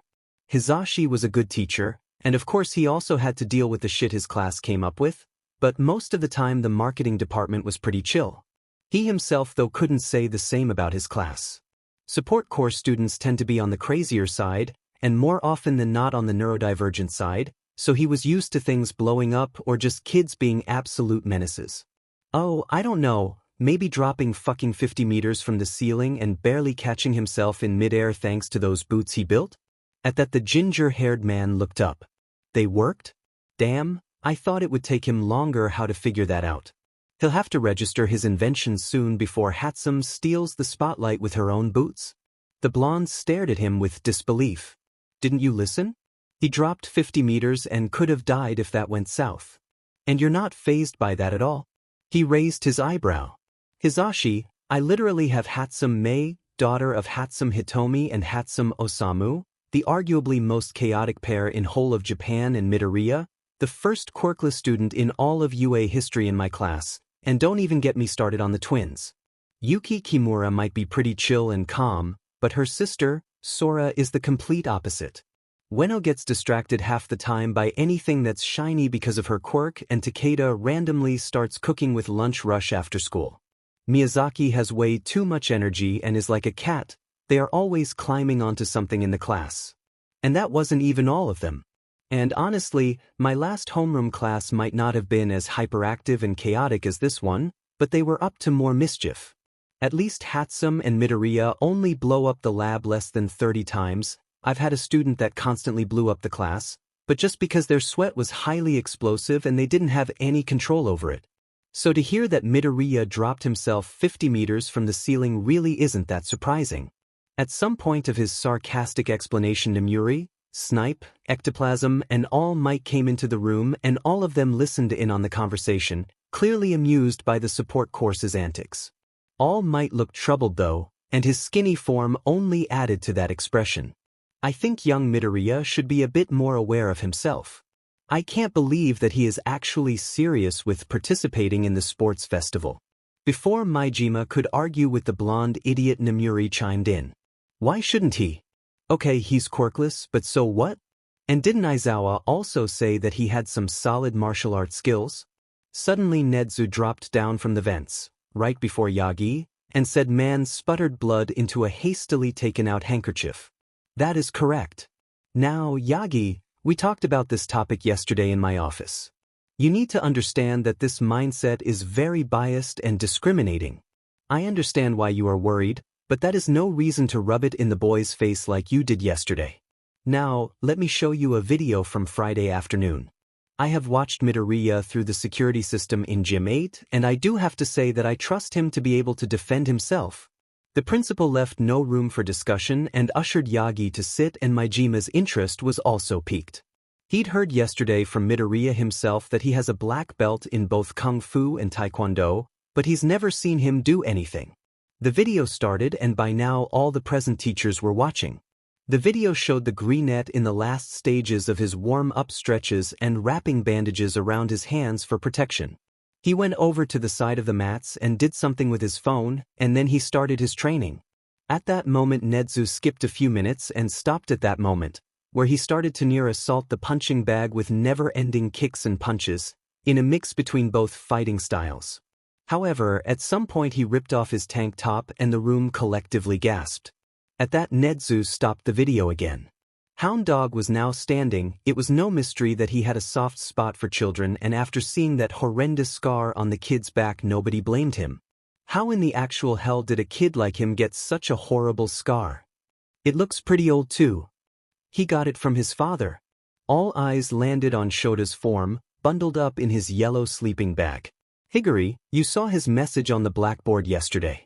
He was attacked by 3 drunk perverts on Saturday night while going home, and I saved him. After talking a bit, I asked where his parents were and if he was safe at home, and he told me that his father did that when he was 4.5, and that since then he was out of the picture. He hasn't seen or heard of him since then, thank Kami. When I asked about his mother, he said she was on a business trip and was the best mother he could ever ask for, and I had no reason to think that he was lying, judging by his facial expressions and body language. So calm down, Ryo. Still growling protectively, the counselor sat back down. I do agree with your sentiment though. I'm worried myself. No kid should live in the red lights district and be permanently scarred from an abusive father. Izuku's homeroom teacher added another fact. On the first day of school he was completely flabbergasted that Hatsum didn't think he was disgusting for being quirkless. Thankfully, none of my class are quirkist, and he's been coming out of his shell more and more over the past few weeks. He's even sarcastic sometimes now. But he still slightly flinches away when somebody raises a hand in his vicinity. I believe he was bullied to at least some degree in middle school, but I don't have any evidence backing that theory up. Everyone in the room was quiet for a moment. Nobody knew how to help the boy. Then Hound Dog spoke up again. I believe it's best if we keep an eye out for signs of bullying. You said that he's been coming out of his shell? Then we at UA must be doing something right. Let's do our jobs like normal and treat him like we have been the whole time. He most likely wouldn't appreciate it if we started to treat him like glass. Everybody nodded in agreement, and Maijima shot Yagi a sharp look, who then hastily nodded his agreement as well. He'd have to keep an eye out for future incidents involving him and his students. It didn't go past him on how protective his class was when it came to each other, and some had glared at the man with obvious dislike yesterday. Well, I'm definitely looking forward to see the green bean in arts and history later. He's always very attentive, and most of the time he already knows about events that happened in the pre-quirk era. It's also hilarious when he starts to blush whenever I make a pose or praise him. Higuri saw the annoyed look on Shota's face while the man deadpanned. Nem, please just leave the students alone. They're children, for Kami's sake. Oh, you're no fun. Nemuri pouted, and after that the rest of the staff went back to either their own work or enjoying their lunch. As soon as Izuku got off the train, he went to a shop and bought himself some new notebooks. He simply labeled it Plans for the Sports Festival and immediately started analyzing the last 30 years of sports festivals to try and find a pattern which could help him predict what events would take place this year. And if he dived into a spiral of thoughts for the next few hours and only fell asleep at his desk at 4 in the morning, nobody had to know. Somewhere in an overly huge and expensive flat at the top of a skyscraper, Yagi Toshinori sneezed while a shiver went down his spine. The rest of the week went by like nothing. On Wednesday, all of Class 1H made a group chat, calling it the One Hellions, and a separate one with Hitoshi and Nito in it. The whole class stayed late to work on all of their support items, and Izuku mentioned the beginnings of his plan once to Mei, and now their whole class was brooding over it. Well, I mean, he's personally discriminated against you, and he didn't even mention the involvement of our class in an official interview, so I think I speak for all of us that we want to show him what the support course is capable of. No, Sana said, and everybody around agreed with him with determined faces. And that one sentence led to all 9 of them planning for the next 3 days while simultaneously building weapons, and one thing was for sure, All Might won't know what hit him. So, finally feeling reassured enough, he went over to his backpack and pulled out his newest notebook, Plans for the Sports Festival number 01, and began to go through his analysis of the last 30 years of first year's tournaments. And that leads me to believe that this year's first event will either be a capture the flag game, or a race with different obstacles. I personally think that it's going to be the race because I also analyzed the second and third year tournaments, and I believe the capture the flag game will be for this year's second years. As for the second event, I repeated the whole process, and my guess is that it's going to be a cavalry battle. The last event is going to be one-on-one battles. Just like every other year, I don't see the logic if they would change it up, because those battles are the ones that get the most recognition and the media loves it, and pro heroes and agencies from all over Japan, sometimes even overseas, are on the lookout for potential interns. After about 5 minutes into his analysis, Izuku had stood up and brought in several whiteboards, and was then writing almost everything down in his neat handwriting in an unusual speed. Black pens were the normal words, and red dots with red lines were connecting things all over. Other highlighted facts were written or underlined in green, and it overall looked kinda like a murder case, if they didn't know better. Finally, after a solid 45 minutes, Izuku finished with his conclusion and turned around for any possible questions, and everybody stared at him, mouths agape. Dude, now I know why you handed in that one analysis test 15 minutes sooner. You're a fucking genius in that area, Ueno said while fidgeting with a shiny fidget toy. Well, that's not all I was gonna say. If Izuku had actually registered that statement, he for sure would have turned into a human strawberry. Now let's look at the first event, the obstacle race. And that was how the entire rest of the day went on. When Snipe Sensei went his rounds and attempted to tell the kids to go home at 9 p.m., he saw the whiteboards and an army of energy drinks, and he promptly stopped in his tracks. Simultaneously, all 9 heads turned to him, and Mei, Izuku, and the twins had absolutely mad and feral grins on their faces. The pro hero shook his head and went back out with an almost inaudible nope, not today, Kami, and went on his way. The teenagers turned back and continued as if nothing happened until 11 p.m. and agreed to come to school 2.5 hours earlier than normal on the next day. Just as promised, the entirety of 1H was present and ready to rumble at a whooping 6 a.m. on Thursday, and after almost begging and crawling on his knees, Izuku had managed to rope Hitoshi and Nito into their plans too. He may or may not have agreed to Nito's condition to crush 1A, and the blonde happily told Izuku anything he managed to find out about everyone's quirks in the heroics course after a few joint lessons. Today, The young genius practically grilled everyone about each and every single detail about their quirk and made plans for everyone on how to pass through the first 2 events and what support items they should use, and he went almost feral when Hitoshi said that he didn't have a support item yet. He took Hitoshi's arm and practically dragged him to his desk, already fishing out blueprints over blueprints of prototypes he'd worked on in the spur of moments. At first Izuku was adamant on the brainwasher using a voice-modifying mask that covered his mouth to decept his opponents, but after Hitoshi reluctantly mentioned having been forced to wear a muzzle as a child, the Greenette tackled him with a hug and made new plans for an inside-mouth voice modifier. They finished their blueprints right before homeroom started and the 2 honored guests left for their own classes. During the first 4 periods of the day, Majima-sensei left them all to their own devices and Izuku basically went into overdrive. Before actually starting with the voice changer, he downed his coffee-to-go thermos can of a multitude of espresso shots, and boy did that give him energy. He was the most concentrated since probably the entrance exams and produced the item with very fast but highly precise movements. Majima-sensei actually looked up at him with a baffled expression when the boy started muttering up a storm and decided to just leave him be. He was not in the mood to deal with a hyperactive Midoriya. For lunch, everybody had their own bento with them and they went over their plans together in class, not wanting anyone to hear them. And just like that, the week went to an end and it was Friday night, 11 p.m. again. So, we might have a little problem. We aren't really finished yet, are we? And I bet we'll need more than just Monday and Tuesday next week before the festival starts. Takeda no. Toma voiced his worries and everybody agreed. However, Nito had a solution. Why don't you come over to my place? My family owns a hero agency and we have our own workspace and training ground. I'd have to ask first, but I bet you all could even sleep over the weekend. And with that, everyone proceeded to call their parents if it was okay, and at 12:30 in the night the group made their way out of UA and made plans to go to Nito's first thing tomorrow at 7 a.m. Nito knew he was rich. However, his parents had always been very strict at parenting and made sure he viewed money like a normal, non-rich person would and that he would value it. The fact that he was a legacy child though made it hard for him to ever make any real friends who didn't just use him for his money. So when he asked his parents if a bunch of support core students and a Gen Ed student could sleep over, they were ecstatic. Deep down he knew that his parents saw it as to making connections important for future business contracts with aspiring supporters, who were rarer than one would think, but he didn't mind. But he still was a bit nervous.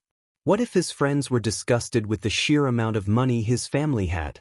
What if they changed and actually tried to manipulate him in giving them money? It was 6:50 when the first one arrived, which was, surprisingly, Hitoshi. Nito could have bet that he would come as one of the last ones because it wasn't really a secret that the purple teen had crippling insomnia. The eye bags spoke for themselves most of the time. And he kinda saw it coming that he would have the style he was wearing right now. I don't own any of these pictures. Credit goes to the original owners. https://www.pinterest.pin/2063212266669147009. His own outfit wasn't really that fashionable. Though, he noted. https://www.pinterest.pin/393924298667334335. The next ones to arrive were the twins, both rocking the sporty styles. Yuki, https://www.pinterest.pin/1967510774642855064. Sora, https://www.pinterest.pin/5713942714853967723. After them came Miyazaki no, her. https://www.pinterest.pin/1196337399501921. And K.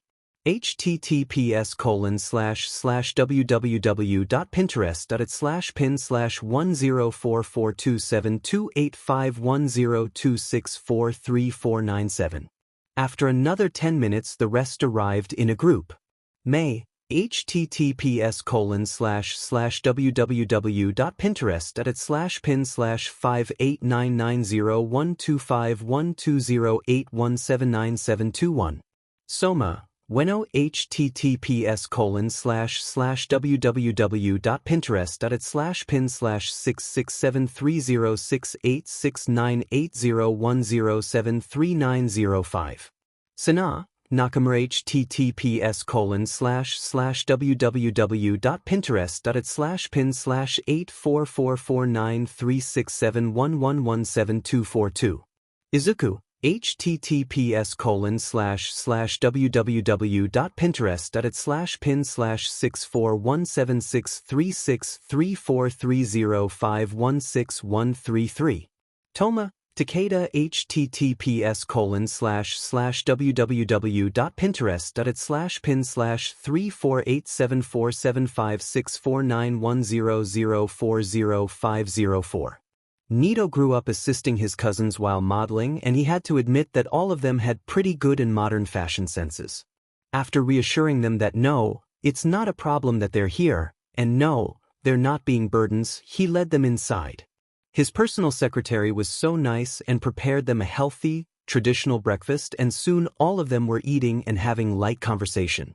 When they were finished, Nito led them to their conference room, and there the originally planned reason for their stay started. And honestly, Nito was a bit terrified of Izuku.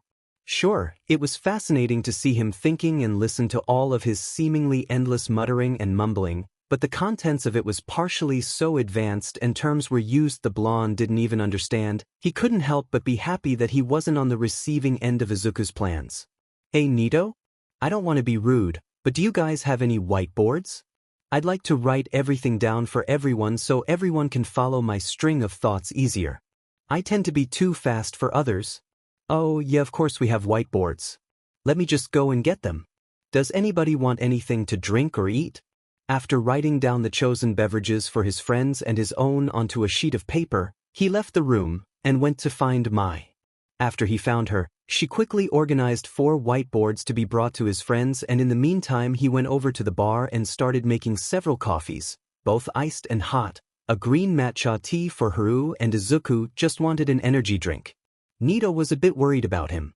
He had eye bags rivaling Hitoshi's, and he could make a bet of over 1,000 yen that he's currently stuck in some sort of hyperfocus. He'd have to smuggle some sleeping pills into his drink at dinner, didn't he? Well, he'd think about that when it was time. Thanks to him having taken on jobs as a waiter, he managed to balance all of his drinks on 2 separate trays and balanced them back into the conference room. Mai then was as fast as a lightning and snatched 1 tray from him and started distributing everything. And like that their Saturday went on. Izuku basically took on the role as the leader. At some point Haru made a group chat without the genius and called it blackmail against Aizu, just to have something against him if he ever decided to switch sides, because they all sure as hell did not want that to happen. At 7 p.m. I told them that dinner was ready and Nito led them to the dining room, where his parents were waiting. All of them sat down, when his mother spoke up. Good evening. I'm delighted to have you children with us today. It's very rare for Nito to have friends over. If you need anything, just tell anyone. Now, what are your names?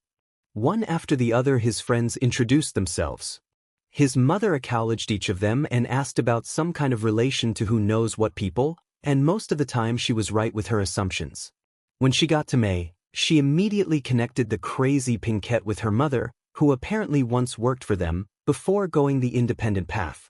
The last one was Izuku, and when he was asked what his quirk was, everybody could see how uncomfortable he got.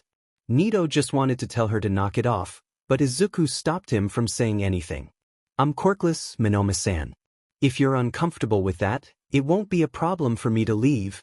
The legacy child noted how devoid of emotion the Greenette's face looked while saying that, and it just left him to wonder just how many times something like that had happened to him. Thankfully he knew that his parents were anything but quirkist, and his father quickly made sure to dissolve any misunderstandings. Nonsense, Midoriya-kun. Why would we be uncomfortable? Quirks are just tools. If anybody knows about that fact, then it would be our family, since we basically copy quirks to be tools for us. That means that when we don't copy a quirk, we too are basically quirkless. Izuku seemed to cheer up a bit after that, and Nito untensed his shoulders too. It wouldn't do for the nicest person he's ever known to not feel welcomed in his own home. For some reason Mom and Dad were adamant on all of them changing into pajamas and do a movie night after dinner, and now they were just having some quality time, with Mei and Hitoshi working together to sneakily shoot pictures throughout the whole evening. All of them were strewn over the couches in front of the TV. Turned out that Sana doesn't only look like a ghost at day, but at night his eyes started to glow a beautiful bluish-white color, and his normally almost translucent skin had specks of light littering it, which actually looked a lot like the night sky. At some point in the movie, Nito noticed Izuku's eyes drooping closed and losing focus on the movie, so he coaxed him to sip at some chamomile tea with a sleeping pill dissolved in it, to finally get him to sleep. It only took 10 minutes to work, and soon all of them were taking pictures of the freckled boy's sleeping figure, leaning against Hitoshi, who was blushing furiously. And when he nuzzled his head deeper into his side, they collectively cooed and decided that it was time to go to bed for them too. Nito's parents found all 11 of them the next morning in more or less one big cuddle pile on the couch and quietly left the room, not wanting to disturb the peaceful moment.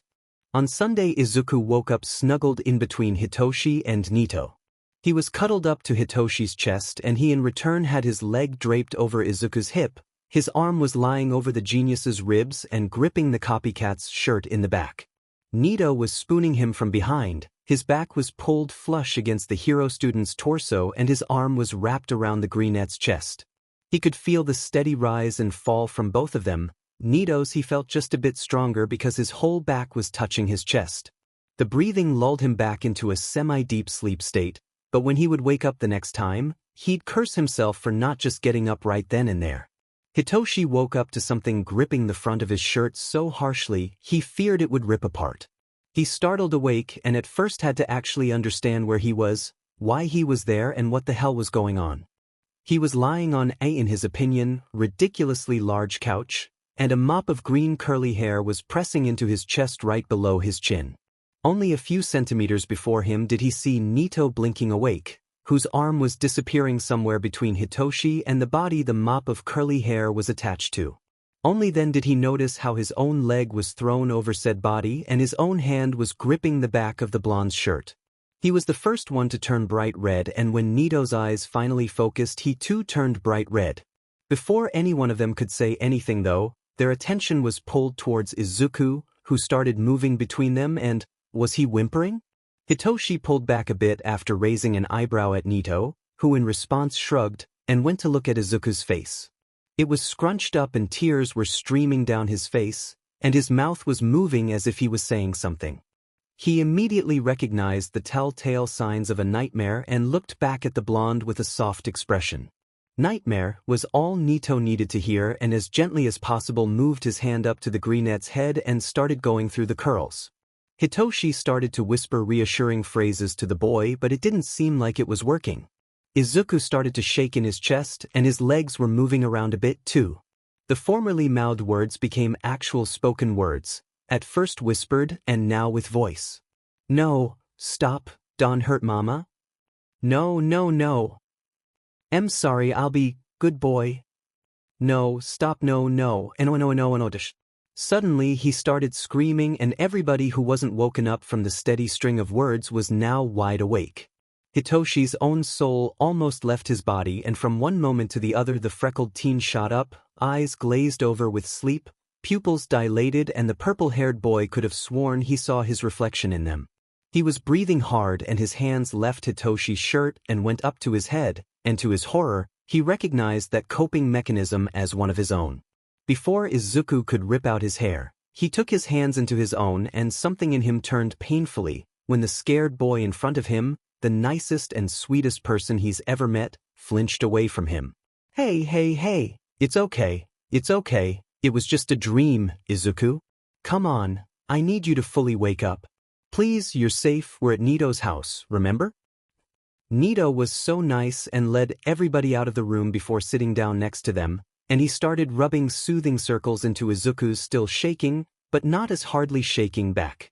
It took them a painfully long 5 minutes until he fully woke up, and Hitoshi has never before seen such a tired expression on his face. Izuku took one more deep, shuddering breath while leaning back into Nito's side, who momentarily froze, but quickly rearranged his hand to rub Izuku's arm instead of his back. The insomniac has never seen such a soft expression on the blonde's face as when he asked if the shortest out of them all was okay now. In school he always had a slight grimace or a mocking face, but now it was completely relaxed and soft and caring, and Hitoshi noticed the gentle way he was drawing figures onto Izuku's arm, and he then noticed how absolutely stunning the blonde was. He caught himself and was quick to shove that train of thought down into the deepest parts of his brain. What was wrong with him? Didn't he think that same thing about Izuku? To his utter confusion, when he thought about it, he still did. But simultaneously Nito was handsome too. But Izuku was really pretty too, and what the hell was wrong with him? Sorry about that. Izuku's croaky voice ripped him out of his thoughts and he snapped his eyes back to him. Quickly schooling his own expression, relaxing it and letting it go soft, he took Izuku's right hand. No problem, Izuku. I have nightmares too. Nito chimed in with, I have them too, they suck. And we won't judge you for having them too. Wanna talk about it? He caught a thoughtful expression on his face and let him think. It wasn't easy to talk about things like that, especially when one just woke up screaming. Izuku took a few more deep breaths. Did you see the scar on my back on Friday in Gym 8 when I was working out? The dread in his stomach grew bigger and bigger with every word coming out of his mouth. Well, my father did that and I don't know why, but I dreamed about that D-Day in.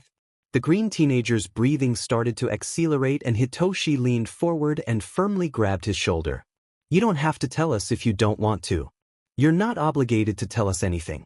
We'll accept a no, and we won't judge you for anything you want to tell us. Okay?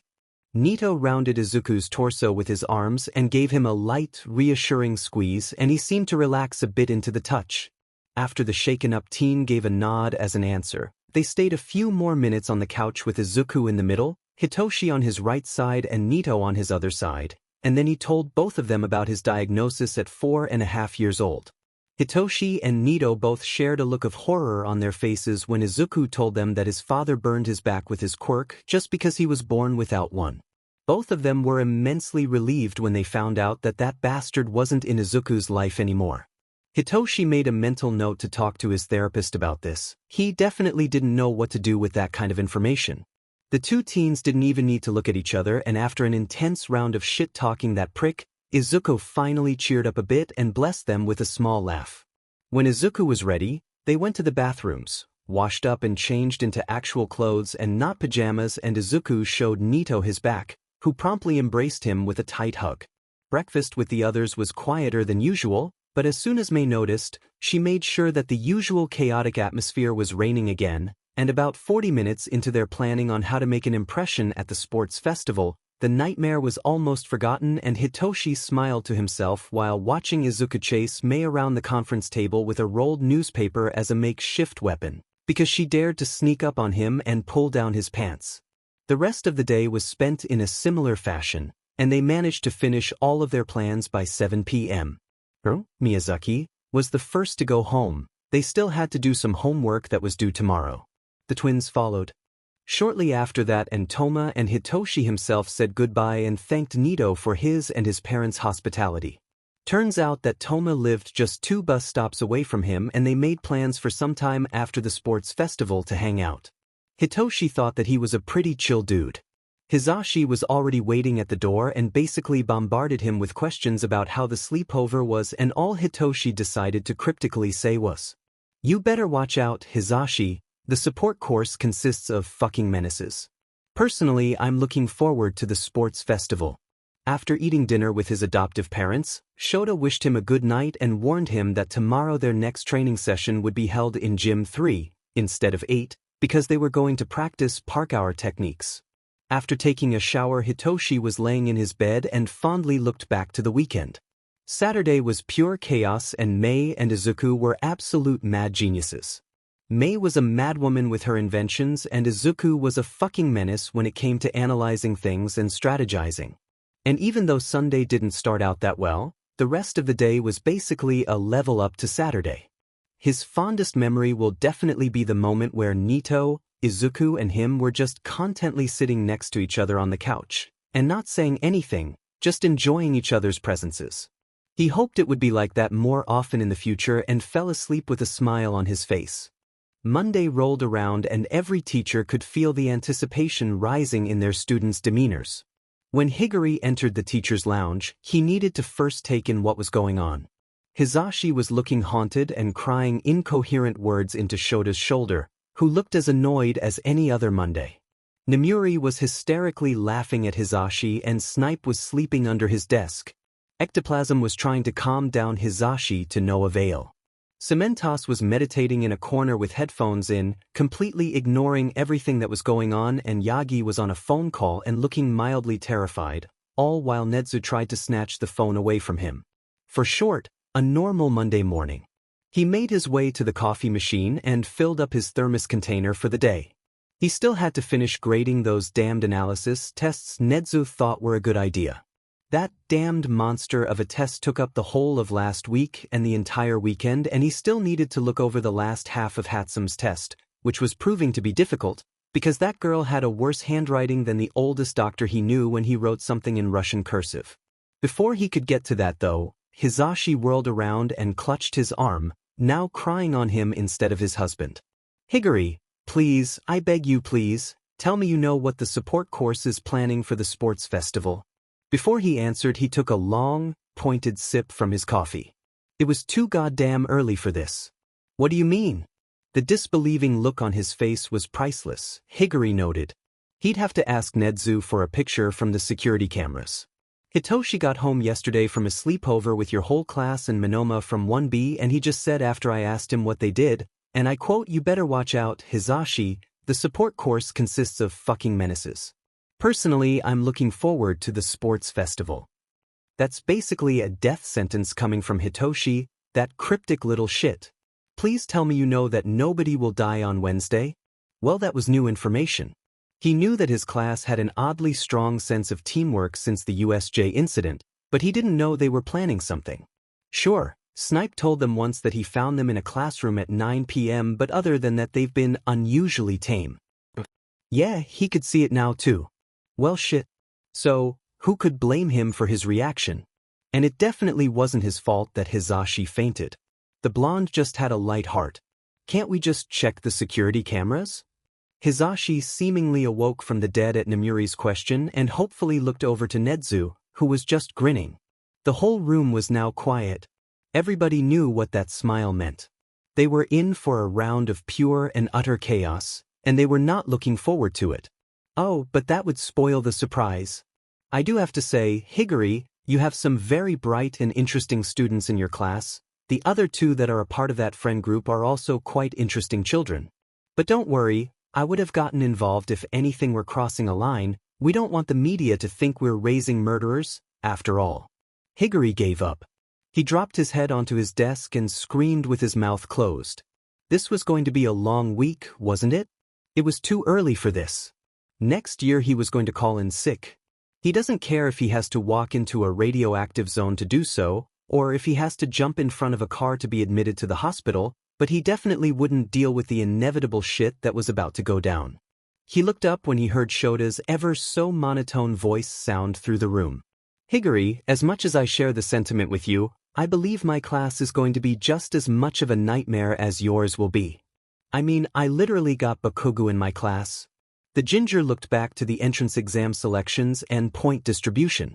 He'd been a judge too, just like everyone else, and knew that that kid had severe anger issues. He literally blew up Kirishima 6 times in a row, and he didn't hold back either when Yaoyorozu told him to calm down. His behavior is very alarming, and he shows signs of a massive superiority complex. I'm having him attend anger management classes with Hound Dog, but up until now nothing's changed. That was certainly worrying. Higuri knew for a fact that Shota wasn't one to exaggerate things, and that only left one question to ask. Then why haven't you expelled him yet? Behavior like that definitely isn't material for UA, much less the hero course. The dark-haired man let out a long, suffering sigh. Because I want to keep him in a controlled environment. Who knows what he'll do when he gets expelled? The atmosphere got ice cold after that sentence. Even though Shota didn't say it out loud, everybody heard the secret meaning behind that exclamation. Shota Aizawa, the arguably most feared teacher by all the students in all of UA, was afraid Bakugo could become a villain if he was expelled. No wonder why he didn't do so already. All of the present teachers were pulled out of their musings when all of their phones alerted them that it was 5 minutes before homeroom started. Letting out a deep breath, Higuri stood up. He'd have to finish correcting Hatsume's hieroglyphs during homeroom. He went on his way, wishing Shota good luck with his class, and soon enough he was walking through 1H's doorway and immediately understood Hisashi's reasons. The Hellions were sitting in the back of the class on the couch and the beanbags. Since when were there beanbags? And all of them were discussing something with Hatsume and surprisingly Midoriya, grinning like the fucking gremlins they were. Blueprints and other sheets of paper, pencils, countless energy drink cans, some inventions and tools were scattered around them, and all of them turned around at him at the same time. They held eye contact for a few seconds and Higuri sighed. "I'll give you all 1 minute to get rid of that mess and sit at your desks. Time starts now." Safe to say that his students did as told, and not even 40 seconds later all of them were sitting at their desks, suppressed manic glints in all their eyes. Choosing to ignore it for the sake of his mental health, he started homeroom with taking attendance. Before he could get to the part where he told them what they were going to do though, Nakamura rose his hand. "Maijima-sensei, we know that you most likely have a plan for today, but could we go to Gym 8? Most of us need to test out some items and the second years are already using the testing rooms." He went ahead and took a sip from the hot, black holy liquid and thought about it. He originally just wanted to let them to their own devices for today's practicals, but it seems like they already knew what they wanted to do. "Fine. But all of you have to go and I will supervise you. Try to not burn anything down or blow something up. Let's go." The class cheered a bit and packed their things. They pulled out what seemed like travel bags from the fucking vents and shoved their items into them. Some Higuri didn't even recognize. When had they built all of this? And when the fuck did they discover the vents? When all of them were ready they started their way, and all of them chattered happily about Kami and the world. He left them to their own devices when they arrived and sat down with the Pinkette's abomination. He watched out of the corner of his eyes how Midoriya seemed to take the lead for some reason. One thing was clear now. He deserved a fucking raise. Was it mean that they took advantage of Maijima-sensei? Did that stop them in the slightest? No, of course not. Izuku led them to the AA. He needed to test something out. He'd built a few braceletes that stored kinetic energy. He let Nito copy Class 1A's Sato's quirk and managed to store the raw energy behind each punch. "Hey Yuki.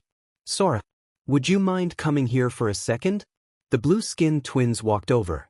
"What is it, Izuku? Can we help you with something?" He grinned at them and held out 2 of said braceletes. "How big are your biggest clouds? Can you show me?" They looked at each other for a moment and Sora stepped forward. "Sure, just step back a few steps." After everybody did that she raised her hands and started making a cloud. It covered about a third of the ceiling and was approximately 15 meters thick. "My biggest cloud is also about that size," Yuki told them, and the greenette smiled. When Sora turned around, the cloud vanished again and Izuku made quick work to put the bracelet on her wrist.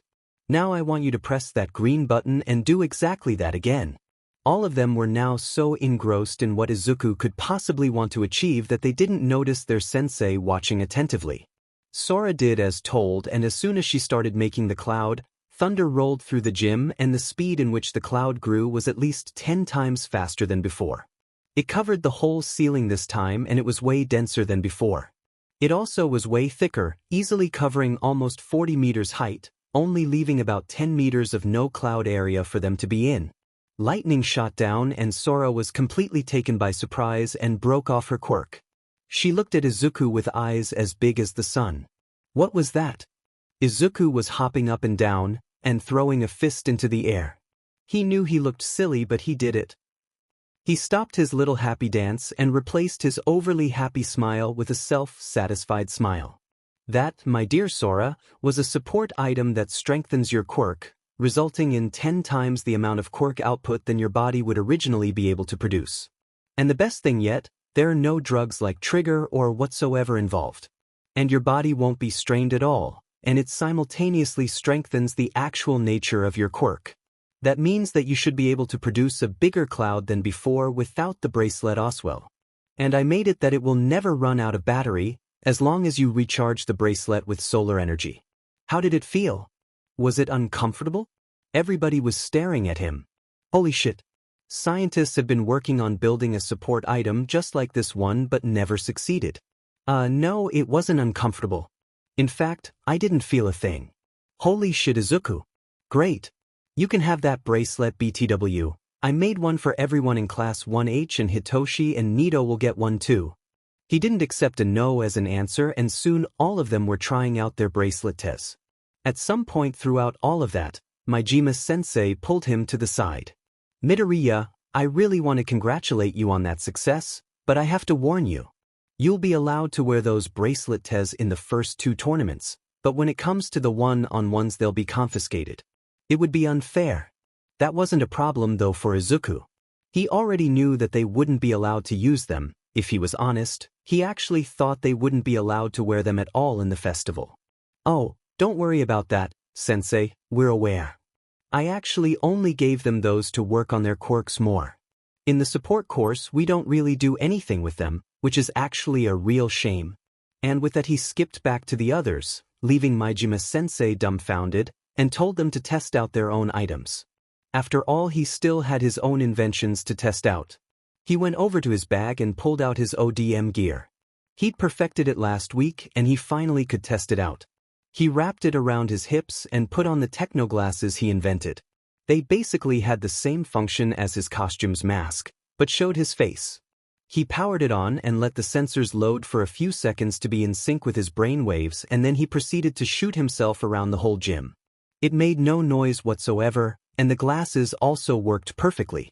He jumped back down and pulled on his all-time favorite invention of this year. The hover boots. He'd talked about it with May, and now all 11 of them had a pair, specifically fitted for each one. They built one for Nito too, just in case he ever wanted a pair as a part of his hero costume, and Hitoshi got a pair because he still wasn't that good with handling the capture weapon. The ODM gear found its place back in the bag and he started to try them out again. They worked just as perfectly as they had on Friday. Perfect. He skated back down from the ceiling through midair and caught the attention of the rest of the class, who cheered for him, and from the corners of his eyes he saw Sensei spitting out a mouthful of coffee. He then took out his bow staff and tried out multiple martial arts moves in midair, and to his disappointment, the moves sent him flying back a few meters. He got down again and immediately whipped out the necessary tools and got to work. After about 15 minutes of fixing the issue, he tried again, and this time it worked. He skated over to his bag again and put his staff back, switching to the nunchakus. He still had to find out how to use those while in midair. When he was finished with that, he sat down, still in midair, because he felt unbelievably free up there, and watched his classmates. Kei was trying out his, for now, harmless gun, which shot out some sticky neon yellow substance which promptly incapacitates opponents. After the first week, Izuku found out that Kei was an absolute genius in chemistry, and won a prize for his findings when he was 13. Her was currently sticking upside down on the ceiling with the help of her own invention, a material thinner than spider webs, but just as sticky as Kei's substance, pulled around her gloves and hover boots. She somehow managed to make the material completely support item proof, which meant that she could put it on a flamethrower and the flamethrower would work just as fine as before, and the material wouldn't burn either. Toma was on fire but not burning, thanks to his near-indestructible full-body suit, which nobody could see because it was completely transparent. Sana was trying out a voice modifier, which could undetectably cut through any comm system, and then he could use his quirk to lull the enemies to sleep without having to be near them. The twins were both being scolded by Majima-sensei about something along the lines of, no, they weren't allowed to try and cause a glitch in the Matrix during the festival, but they could do that in their 3rd year as their last graduation exam for all he cared. Soma was wearing her collar, which completely erased her presence and proceeded to steal anything that's shiny from everyone else. How he managed to detect her despite wearing that thing was a mystery to him. May was, well, she was blowing stuff up again. She built herself some sort of rifle that repeatedly fired either bombs, grenades, flames, water, other chemicals Izuku had no idea what they were capable of, and so much more. He actually was surprised nothing's burning right now. Well, he jinxed it, didn't he? Sensei was anything but happy when he put out the fire and thoroughly scolded her, but she just took it with a manic grin. It was obvious that she didn't care, and Izuku lightly chuckled to himself. The other participants didn't know what was coming for them. When Higuri came into the teacher's lounge with his complete upper body covered in ash and light burns, Shota knew that he's had a rough Monday. He watched the ginger slowly trudge to his desk, put down a slightly scorched pack of papers, and walk over to the couch and straight up collapse into it face first. Deciding to be a good coworker, he made the effort and took out some noise-canceling headphones and pulled them over the man's ears, who immediately sent him a grateful look and closed his eyes to sleep a bit. Kami knew the man needed it. He himself knew exactly how he felt. His class was especially annoying today. The self-proclaimed Baku squad, namely Bakugo himself, Kirishima, Kaminari, Shiro and Jiro, thought it would be a good idea to play around in PE with their quirks, and Jiro got her earphone jack stuck in Shiro's elbow. Then Mina started to tease Shiro because apparently that got him into an erect state. He absolutely hated teenagers' hormones. And no, it didn't stop at that. Kirishima wanted to know just how much of Bakugo's explosions it took for him to take damage and got the absolute shit beaten out of him. Sato brought a whole ass-to-go kitchen into the classroom and started to bake a cake midway through maths, and Koda was trying to hide a goddamned monkey in his school bag. Kaminari fried his brain while charging everybody's phones, and Uraraka was so extremely nervous for the sports festival that she accidentally made her desk float multiple times throughout the day. And Yayorozu, one of the tamest ones, somehow got convinced to produce a highly caffeinated energy drink, and Shiro more or less force-fed that Ojiro, who in turn was hanging from the ceiling and the most hyperactive Shota had ever seen him. But something in his gut told him that Higuri, despite having only half the amount of students Shota has, had an even worse and more nerve-wracking day than him. It wasn't normal for the normally enthusiastic support course teacher to fall asleep on the couch at lunch, without taking a shower to wash off the grime and dirt all over him. Deciding to, yet again, be a nice coworker, he went ahead and offered up his own bento, which the man, yet again, gratefully accepted. Okay, now Shota knew he's had a tiring day. Usually he would have glared at him and refused the gesture. So he gently pulled off the headphones again, and there. The glare was back. Small victories. What did your hellions do? You look like shit. From across the room his husband gasped in disbelief. Sho, don't be rude. To that he only rolled his eyes fondly. Oh, I don't know, I just got to witness Midoriya being an actual genius. He invented hover boots that actually work, and yes, Hisashi, I finally understand why your soul almost left your body on Friday, and then he whipped out a goddamned bracelet that strengthens the user's quirk about 10 times with no health risks to both body nor mind, which he 100% will have to register with the HPSC. I'm already dreading the paperwork for that one. The twins asked me if they were allowed to make a glitch in the Matrix during the sports festival, and I had to somehow get Miyazaki unstuck from the ceiling in the AA. Takeda was on fire when I turned around and almost gave me a heart attack. He was wearing an indestructible suit, BTW, and Ueno invented a collar that completely hides her presence and proceeded to steal from everyone in the room, me included. Kei was the tamest one and only fired around some kind of chemical substance with a gun, and Hatsum will probably be the death of me. She built a literal all-in-one weapon that can shoot bombs, grenades, bullets, flames, water, ice, anything that you can think of, and a whole bunch more, and I had to put out 3 fires, and at some point she managed to put the goddamn fire extinguisher on fire. So yeah, I think I have some right to look like shit right now. Damn, Shota didn't see that coming. Higuri wasn't finished yet though. And I still have to go through that monster of an analysis test from last week Tuesday. You know, the one Nedzu put together? I can already hear their complaints because 7 out of 9 failed that thing. Maybe I'll torture them back a bit and don't tell them that that won't count in their grades. They deserve it. At that the erasure hero smirked a bit. They may not be the best of friends, but they understood each other like no other teacher. Well, maybe Zashi understood him better than anyone, but he doesn't count since they're married.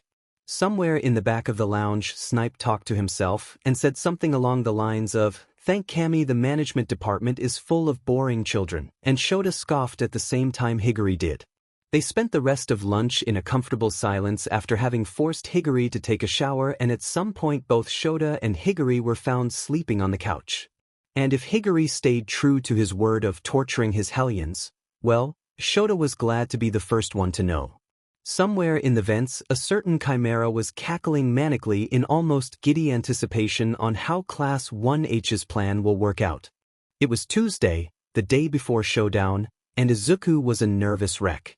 Majima-sensei had been so kind and told them today, finally, that the analysis test wouldn't take part in their grades and were just to see at what level each one of them was, and Izuku and Haru were surprisingly the only ones that passed, the others all failed. Right now, they were all going over the plan for tomorrow, and Izuku made sure everybody knew their part.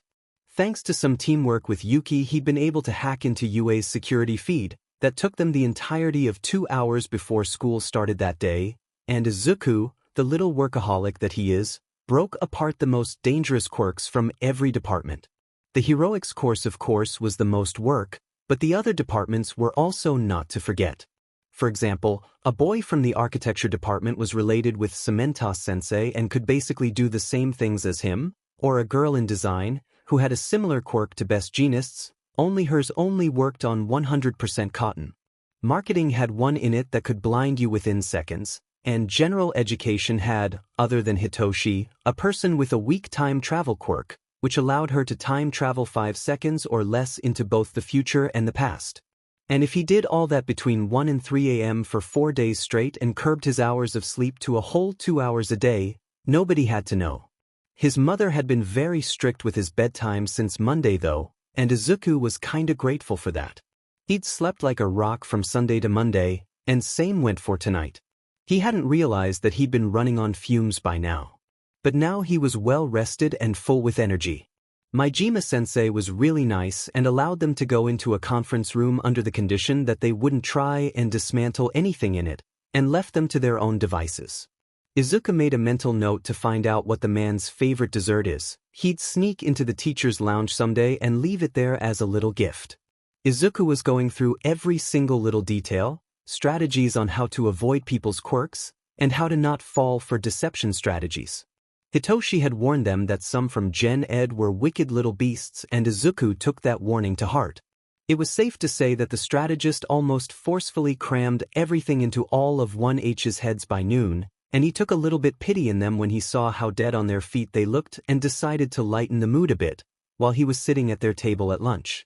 Hey guys, how about we relax for the rest of the day and go do something? You know, since we've got the rest of the day off for preparation? Yeah, that would be a great idea. May exclaimed excitedly. But what should we do? I've got just the idea. How about we all take the train leaving at 13:30 and go to Tokyo to visit an escape room?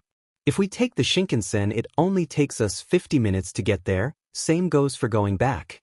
No, we won't sacrifice Nido to the gods. I don't think that's part of the escape route. Izuku rubbed the bridge of his nose. But why no Hoot? May and Soma whined into his ear, and suddenly Kei screamed bloody murder from the other side of the room. Holy shit, something just touched my leg, something with fur. Toma, I'm scared, save me.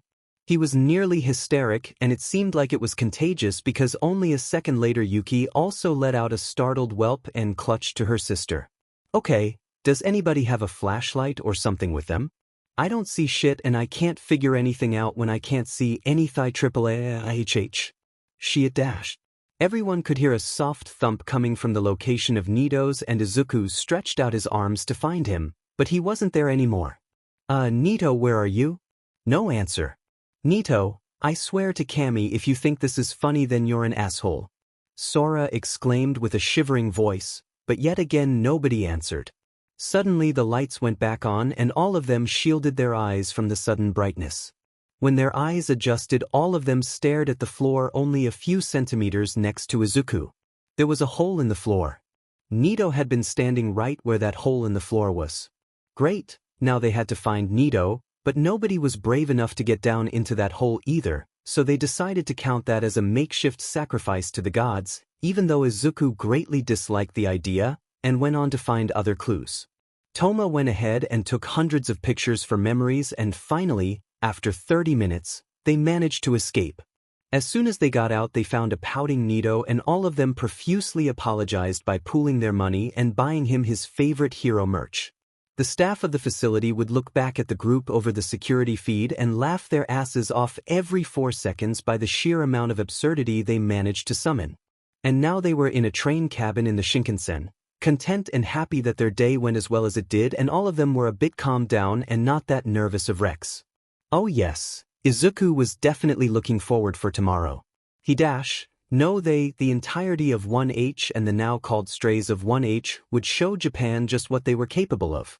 And if their whole plan was based on pettiness, well, as long as it worked, they'd call it a win. Deep breaths. Izuku, everything'll be just fine. You and your friends planned this for 2 weeks straight. It's gonna be fine. Izuku knew he was spiraling. He was very well aware. But he couldn't help it. He himself was hyper-aware of everything that was currently touching his body.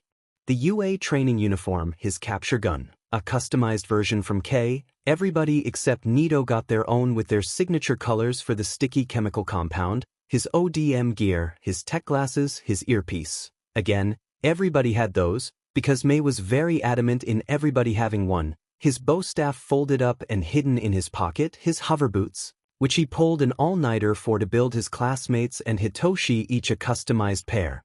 The little extras Mei had insisted on to make an expression, and everything else safely tucked away under his training jacket. He knew that today was one of Hitoshi's most important days in his life. Today it would be decided if he could transfer into the heroics course immediately after the sports festival, or if he had to continue to prove himself some other, ultimately harder, way. He glanced around the dimly lit entrance to the stadium and took in all of his classmates' faces. All of them were fidgeting with something in their hands, all of them focused on keeping calm. Sana was the best at it. He was sitting on the floor and was in a deeply focused state. He did that quite often, especially right before and after exams or tests. Every time he did that while he was in the dark, his star constellations on his body would glow a bit brighter and his hair would get a touch of a silvery color to it. Personally, Izuku found that a very beautiful sight. And he knew that Haru thought that too, judging by the fact that they were staring at him with such an intensity, he feared their eyes would plop out of their sockets. He hid a small chuckle by clearing his throat, and got the attention from his classmates. Good, he did want to say something after all. Okay guys, it's time. If you want to back out from the plan, then now's your chance to do so. Silence. The Greenette's face took on a happy grin, which they all mirrored, determined looks on their faces. Okay, then all I'm gonna say is let's show Japan what we're made of, and let's go plus ultra. Plus ultra, echoed through the high opening, just as the crowd started cheering in anticipation outside as if answering their shout. They heard Present Mike Sensei announce the begin of the festival and they braced themselves. Hello listeners. Welcome to this year's sports festival. Can I get HY? The crowd loudly cheered and screamed so loud, the ground almost shook. Class 1H braced themselves and readied their support items and waited to be announced and waited patiently for their turn to make their entrance. They would be the 8th class to do so. Of course, because all of Japan knew about the USJ incident, and 1A got a special comment from Mike, but he didn't announce their class. He'd specifically come to them to warn them that All Might had personally asked him not to shine any light on them, apparently for their safety, and he patiently explained to them that All Might's words were unfortunately backed by the commission. It wouldn't matter though, they had already anticipated this. Finally, it was time. This year's only support course class consisting of only 9 members, who have blown up the testing labs multiple times already, Class 1H. All of them sprinted out in a mad dash, and a few amused gasps could be heard from the crowd. Izuku's heart was pounding in his chest, but he was also really excited. Showtime. Simultaneously all of 1H pushed a hidden button in their gloves, and from what was originally a safety measurement on their back, turned to full-blown jetpacks and they took off. The crowd cheered and Present Mike let out a surprised comment, and that was when the actual show started. Mei flew into the middle of the arena, jetpack shooting out pink glittery flames from beneath it, and him and the others started circling around her. All of their flames were glittery and in their own signature color. Izuku's was obviously green, Haru's was purple, Kei's was orange, Sora's was golden, Yuki's was silver, Toma's was red, Sana's was black and Soma's was blue. They left an array of glitter clouds in the air, but not one where the audience's sight would be impaired, but a transparent one. Then Mei got to work and pulled out her two favorite babies, as she dubbed them. She put on her goggles and ripped off the lid of one of the most petty things Izuku had ever seen, and a loud bang resounded throughout the stadium. Some sort of fireworks shot up in the sky, and when they exploded they formed the words, "The Forgotten Class That Survived the USA Alongside Class 1A." An annoyed groan could be heard distantly through the speakers, and Izuku instantly knew that somehow Yamada-sensei managed to rope Aizawa-sensei into commentating. Shocked noises came from the crowd and the Gen Ed kids cheered, obviously led by Hitoshi, and the people shouted for clarification. Soon there was an uproar and someone started shouting a chant, which went along the lines of, "What's up with that? Tell us now." It took Mike almost 2 minutes to calm them down and Aizawa's gruff voice sounded through the speakers. "Yes, it is true that Class 1H was present during the villain attack on the USJ. All Might was not aware of that fact and had assumed that they were heroic students Oswell, which is why he didn't mention them in his official interview." Of course, Izuku knew that Aizawa had to defend All Might here, but he was a bit disappointed. He'd thought for sure that he would love the chance to trash-talk the #1 hero on national TV, but of course he had to maintain his image, or he would get into trouble.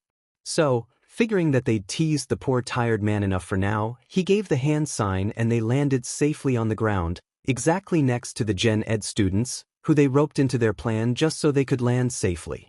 The amused and simultaneously shocked faces of them reassured Izuku enough to not worry about them being annoyed at their antics and that they had to keep some space free to land, but everything turned out okay. Mike started to chuckle.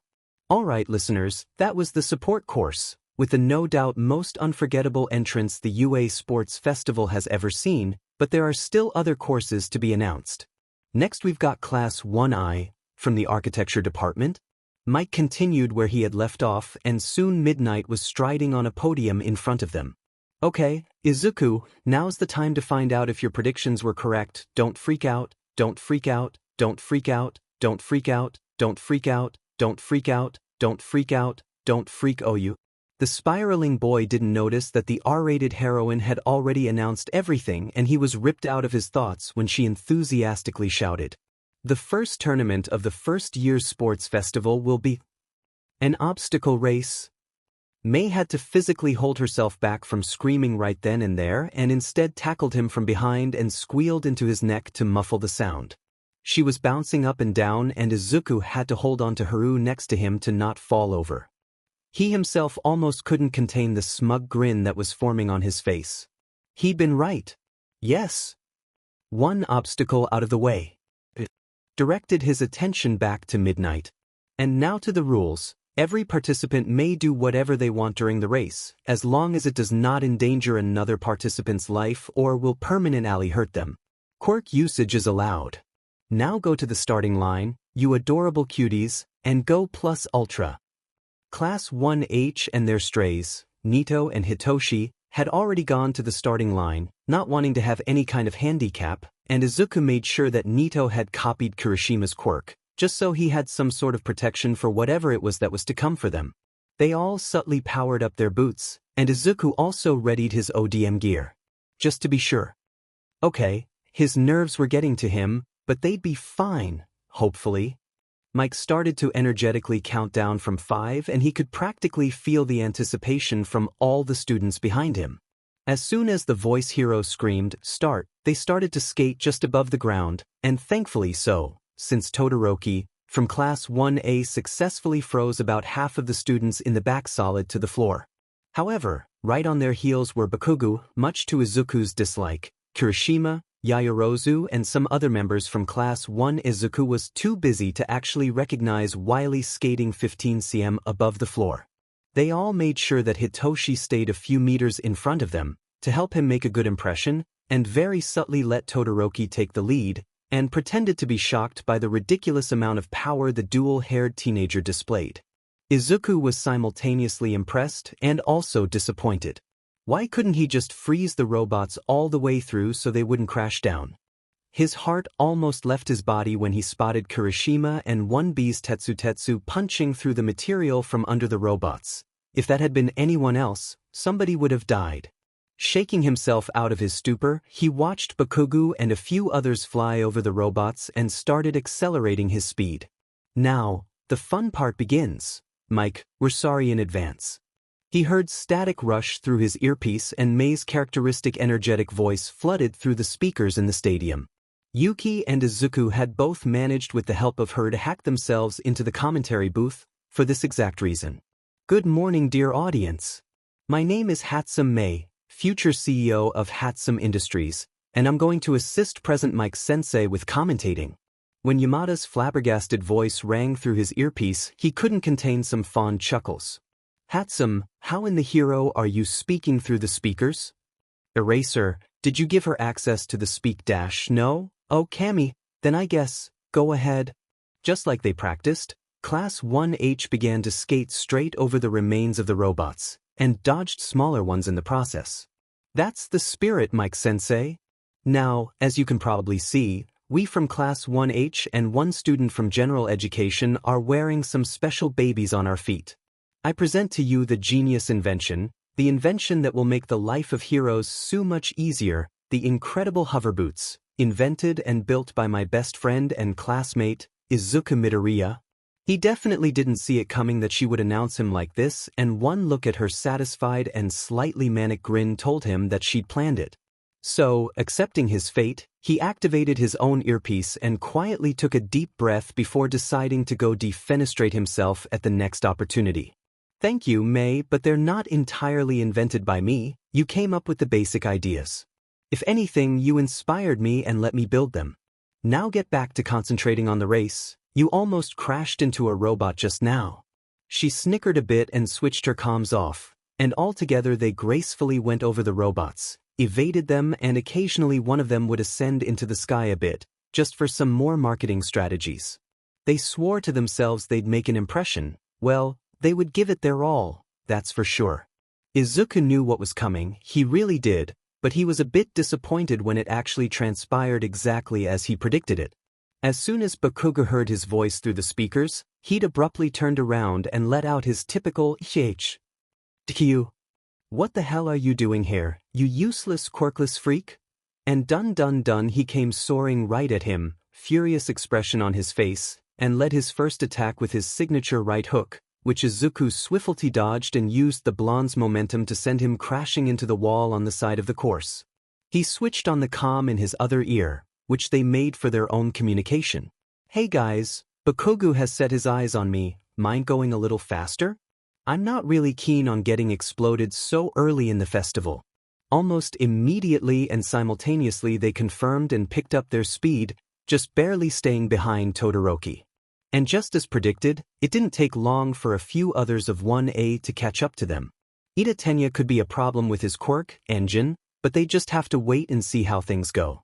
Now, in about 800 meters the next obstacle should come up, and after K successfully trapped some very persistent students with his capture gun, leaving behind an orange-colored chemical compound trapping them effectively, they all came to a stop. He'd been right again, and he could see in his peripheral the twins high-fiving each other. They quickly all got together and took each other's hands. Mike let out a confused sound during their antics. What is Class 1H and Shinso Hitoshi doing? Are they holding hands? Hey Eraser, look, they're holding hands.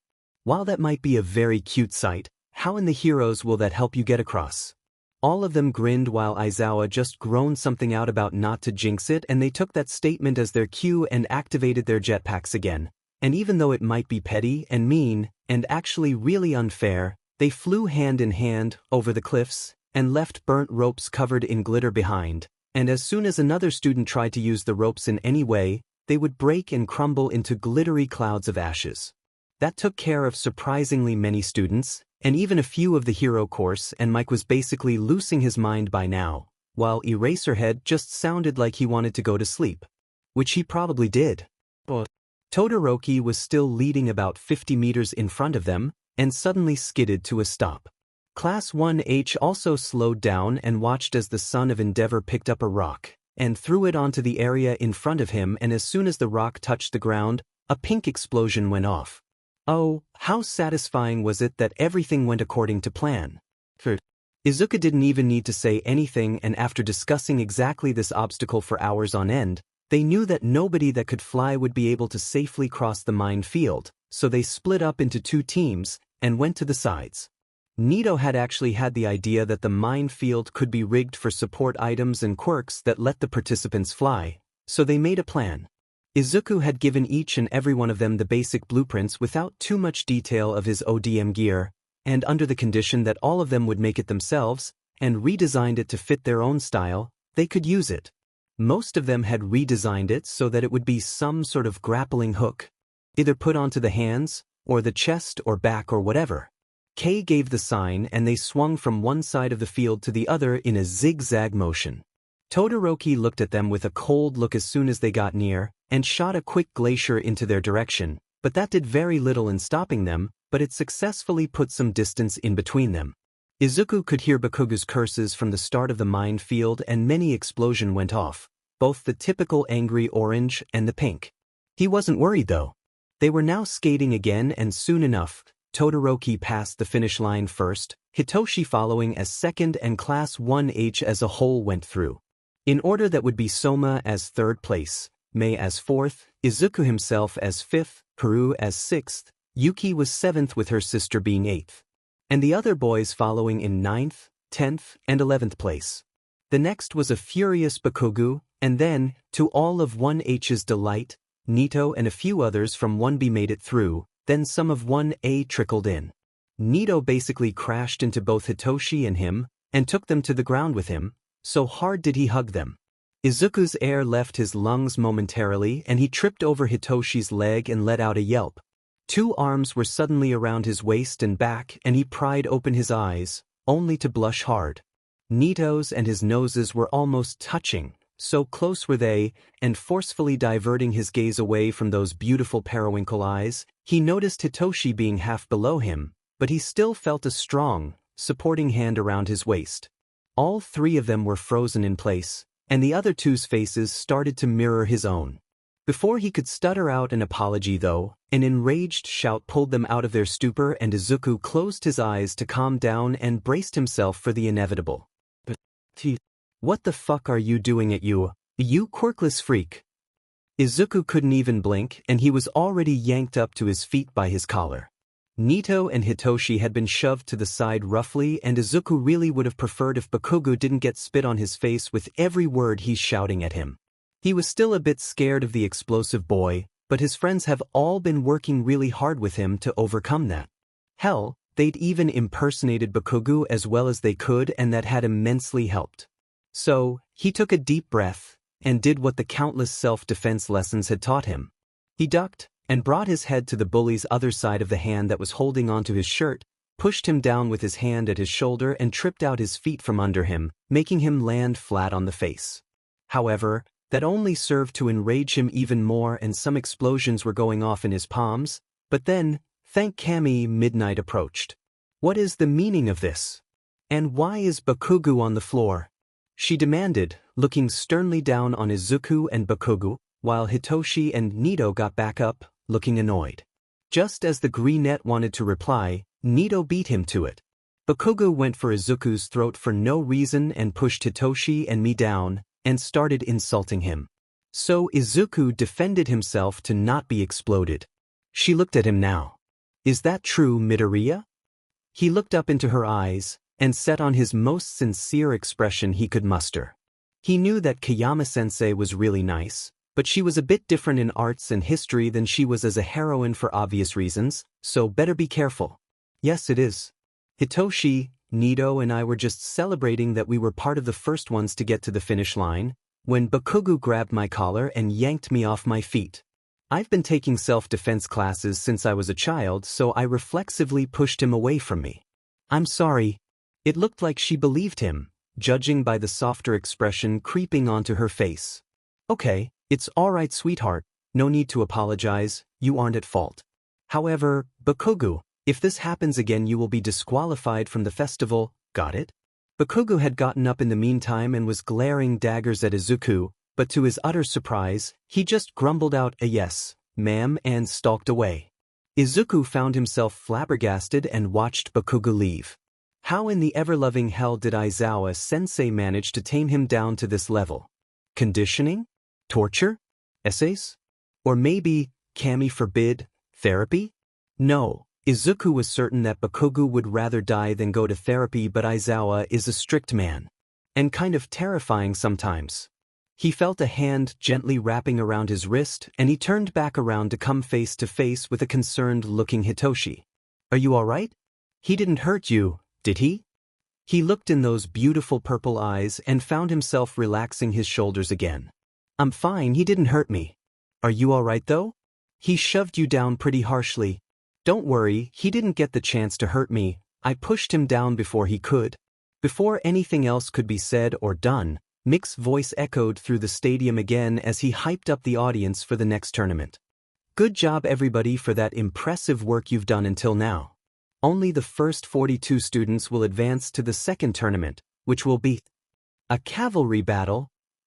Midnight announced, and this time it was Nito who had to physically hold himself back from deafening Izuku. They didn't even need to listen to the rest of the announcement and already formed their teams. Izuku, Hitoshi, and Mei immediately got together and looked around to find a certain 1A student. Izuku prayed to whatever deity was up there that the person they were looking for actually got through the race, and all of them let out a breath they were only now realizing they were holding when they finally found them. They were standing on the other side of the crowd of students that would participate and weaved their way through. Now only to hope that they would want to team up with them. If not, they'd have to improvise, and Izuku spent too many all-nighters for that to happen. They finally reached the blonde and Mei went ahead and took the lead. Hey, you want to team up with us? They were obviously startled and whirled around, but to Izuku's relief a huge grin formed on their face. Yeah, sure, why not? You're from the support course, right? Sick performance, BTW, I also kinda missed your credits for being at the USJ. I'm Denki Kaminari, what's your names? At the confirmation of cooperation, Mei started to bounce up and down again, and quickly introduced all of them. I'm Hatsum Mei, the green one is Izuku Midoriya, and the other is Hitoshi Shinso, but he's from Gen Ed. You up for some babies? Kaminari almost choked on his spit and Izuku just chuckled. What she means is her support items. Your quirk has something to do with electricity, right? He visibly returned to a healthier color after hearing that and flashed them another grin. Yeah, I can produce electricity up to 1.3 million volt, but when I go over that I short-circuit my brain and go into a state where I'm not there mentally. Izuku perked up at that and couldn't contain it. So your quirk causes you to have absence seizures? Okay, good to know.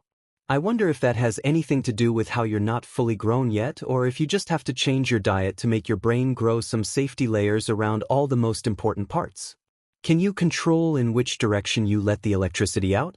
Kaminari had a baffled expression on his face, but behind Izuku Hitoshi just gave a reassuring nod, non-verbally telling the blonde that that was a normal, frequent occurrence. Yeah, they're called absence seizures. I don't know about the brain part yet, but I'm gonna look into it. It could work, and if not, then it didn't hurt to try.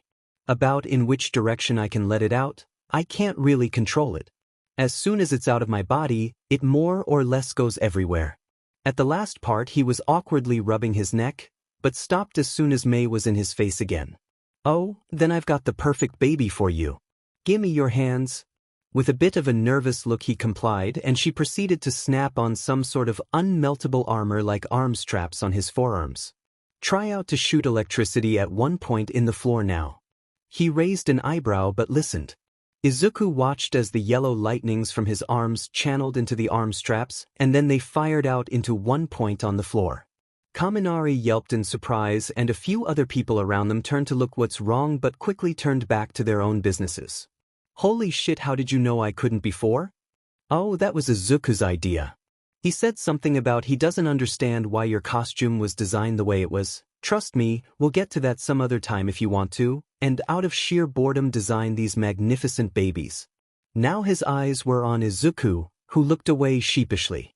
Holy damn, thanks, dude. I'll make sure to visit your class sometime. You seem really nice.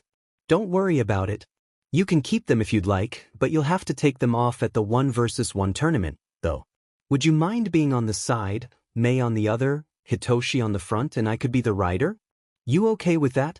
Sure, dude. Good, then take off your shoes. Mei, you give him your hover boots and you use your jetpack. Hitoshi, you'll use your hover boots, and if push comes to shove we'll all use the jetpacks and scatter in the air. Don't worry, Kaminari, the hover boots are really easy to control, you'll get used to them immediately. The spoken-to boy looked at him dumbfounded. What do you mean, scatter in the air? I thought we had to stick together and that if the rider gets separate from the team we're disqualified. Oh, don't worry about that, as long as I don't touch the floor we're safe. Izuku smiled at him reassuringly and they got ready. Before I forget, what are you guys' quirks? The atmosphere got a bit chillier than before, but Mei made sure to make things clear. Mine is called zoom. I can zoom into objects up to 5 kilometers away from me. Hitoshi can brainwash people and Izuku is quirkless. If you have a problem with that, then you can look for another team. Her usual smile disappeared from her face. She stared at him, calculating. However, it seemed like their worries were for nothing. Whoa, brainwashing sounds really cool. Zoom also sounds really useful for building your inventions, right? And you're quirkless? Nice, now I can say that I know a quirkless person, which is really rare. And here I assumed you had an intelligence or analysis quirk. Silly me. At that Izuku couldn't help but relax. Thank Kami he wasn't quirkist. The chances were very high, considering the blonde had such a strong and flashy quirk. Mei, Hitoshi, and Kaminari got into position and Izuku climbed to the top. It was a bit awkward to sit on somebody, but they'd manage. But it definitely would have been more awkward if Mei had been the rider. Now, don't get him wrong, Izuku is anything but sexist, but realistically he knew that society would see such a formation as somehow sexist or something and he desperately wanted to avoid that. And anyways, Mei was really strong. She was the one that was dragging the heaviest pieces of junk around in the work studio all the time, and her muscles were nothing to joke at. He caught Denki staring at her arms in awe, before said teenager pulled his gaze away. For the next 5 minutes he watched as he tried out the hover boots. He seemed to have control over them immediately and Izuku cheered at himself for that. Yeah, he was proud of those boots and it would take a while to top those. Midnight then told them to go and get to their places and with a newfound determination they got ready. This round would most likely be exhausting, but they'd manage and show the world what they're capable of. Alright listeners, it's time, the 15 minutes are up. Are you ready? Then let's count down. Participants will have to survive with as many points as possible and the 5 teams with the most points will advance to the final tournament. Now ready? Set. Start. Immediately almost all of the teams dived for Todoroki's team, since they had the 1 million point headband. Team Izuku though stood back and readied their gear.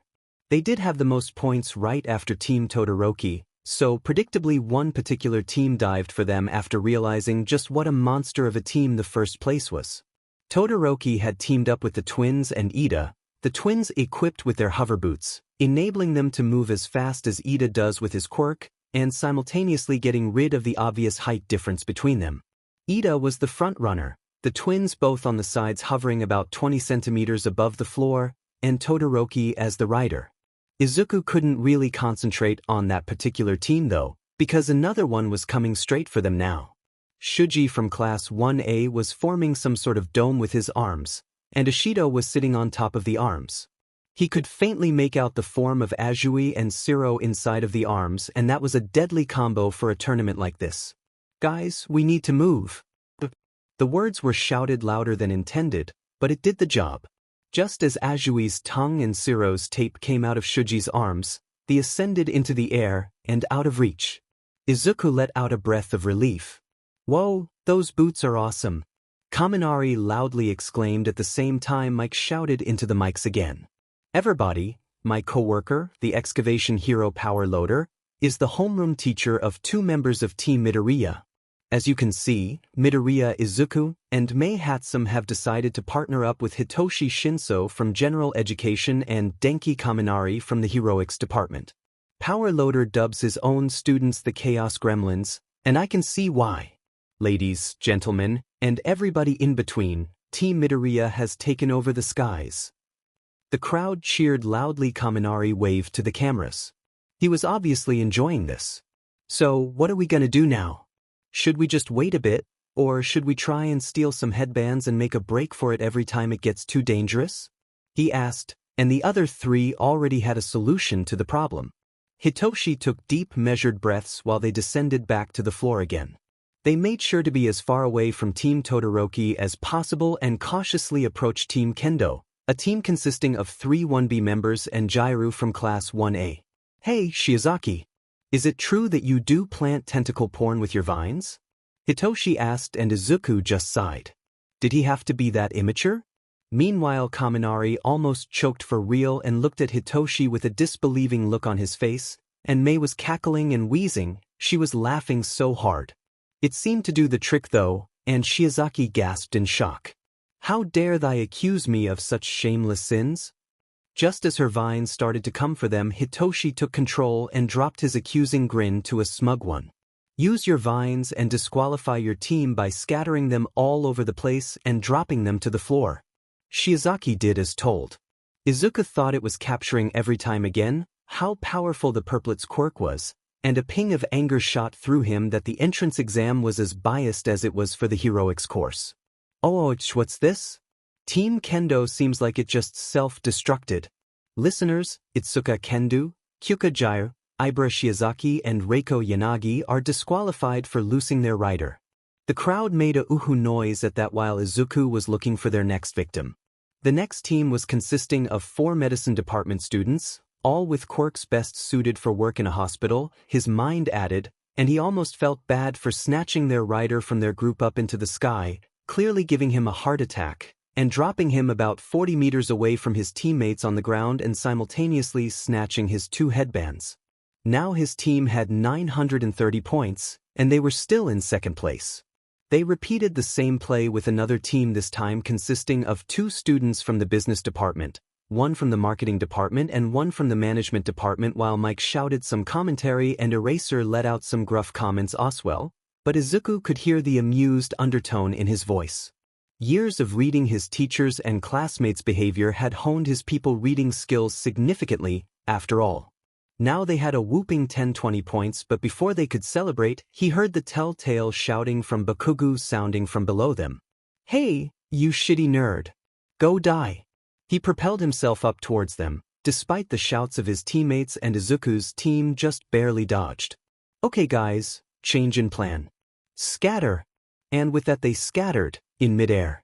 Mei was cackling wildly with her jetpack and Hitoshi and Kaminari both skated into opposite directions, while Izuku beelined up into the sky. The audience was surprised and a collective gasp could be heard, as well as confusion, and Eraserhead cleared the confusion yet again. Yes, this is within the rules. As long as the riders, Midoriya Izuku and Bakugo Katsuki, don't touch the ground, they can do whatever they want up in the air. I do think though that this will be written down somewhere to update the rules for next time. He grumbled out the last part and Mike next to him just chuckled. Bakugo got dangerously close and aimed an explosion to Izuku's face, which he swiftly dodged. That just served to make the blonde angrier though, and soon they were playing a huge cat and mouse game, with Izuku skating zigzag lines through the air, and Bakugo following a few meters behind him.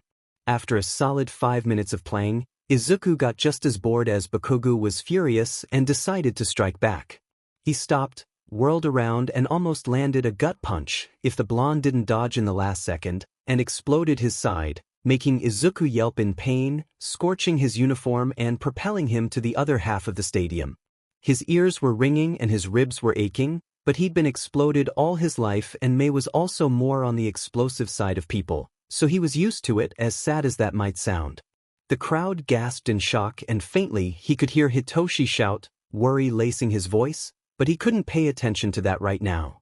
Bakugo was coming for him again, and he ripped himself out of it, and just as he wanted to explode him yet again, he skated a bit up in some sort of pirouette, and kicked him against his shoulder just as hard as he exploded him a moment ago, and Uno reversed the whole situation. Bakugo lost a bit of height and Izuku exploited that one moment of weakness, got into his close vicinity and ripped off the furious teen's 150-point headband, resulting in Team Midoriya having 1170 points. However, Bakugo completely lost it now. Izuku made quick work to flee and dodge each staccato-like explosion shot his way, but Bakugo was coming for him relentlessly and the distance was getting smaller and smaller. He knew that he wasn't focusing on getting his points back. He knew he was focusing on maiming him just like in middle school and maybe a bit more. Oh, was he kidding, a lot more? Suddenly though, the explosions aimed his way stopped abruptly and he used his chance to ascend at a mad speed again, ribs aching with every move he made, panting and sucking in as much oxygen as he could, before he looked down, only to see Mei covering Bakugo in pink glitter and shooting him with her capture gun, but her aim was a bit off, so only one of his feet was splattered in the pink goo. She fled the scene laughing hysterically, all while commentating about the gun and giving credits to the original inventor, Sana, and as furious as Bakugo was, he couldn't get it off, so he left it and made his way back to Izuku, only to be snatched from his position by Dark Shadow, Tokoyami Fumicage's quirk, which was extremely interesting in Izuku's opinion, and held in place firmly. Much to Izuku's dismay, Bakugo's team seemed to have eliminated 2 other teams and stolen their headbands, meaning that they have most likely enough points to advance to the next round. Just as Team Midoriya safely regrouped, Mike almost deafened everybody in the stadium. And time's up, listeners. This was really captivating in the last 7 minutes, and the 20 minutes of this madness are finally up. The crowd cheered even louder than at the first tournament, and Izuku let out a shuddering breath, still gasping for air. Sweat was rolling down his neck and face, ashes and whatnot was smeared across his cheeks, and his ribs hurt with every single breath he took. They got back to the ground and he let himself collapse onto the floor, just so he could take some pressure off his torso. He's fairly sure 1 or 2 ribs were cracked. Hitoshi guided him down, making sure he didn't aggravate his wounds further and sat down next to him. And now to reveal who will advance to the last tournament. 5th place belongs to Team Ojiro, consisting of Ajuru Mashireo, Kaneko Kei, Uraraka Achiko and Ueno Soma with a total of 340 points. 4th place is Team Takeda, members Takeda Toma, Nito Minoma, Miyazaki Haru, and Nakamura Sana with a total of 460 points. 3rd place is Team Bakugo, with Bakugo Katsuki, Kirishima Ijiro, Tetsutetsu and Tokoyami Fumicage with a total of 580 points. 2nd place is Team Midoriya, with Midoriya Izuku, Hatsum Mei, Shinso Hitoshi, and Kaminari Denki with unbelievable 1170 points. And finally, 1st place goes to Team Todoroki, consisting of Todoroki Shudo, Ida Tenya, Kimura Yuki and Kimura Sora with 1,290 points. Now give the students a plus ultra applause, everybody. The crowd went wild and Izuku just smiled up at Hitoshi, Mei and Kaminari in triumph. They'd made it to the last tournament. Holy shit. Midnight came into his view now and was looking down at him with concern in her eyes. Damn, he must be looking pretty badly for a look like that. Hey cutie, are you okay? Go to recovery girl, those burns have to hurt pretty badly. She knelt down to assist him in getting up, Hitoshi right at his side supporting him by propping him up at his arms, avoiding his torso. Together they went to RG, with Izuku leaning heavily onto Hitoshi's side. As soon as they set foot into the stadium's infirmary, she ushered him to the back to get some x-rays of his torso. Turned out that his ribs weren't broken, just heavily bruised, which most of the time hurt more than actual broken ones. She checked if he had a concussion or anything, and thankfully he didn't.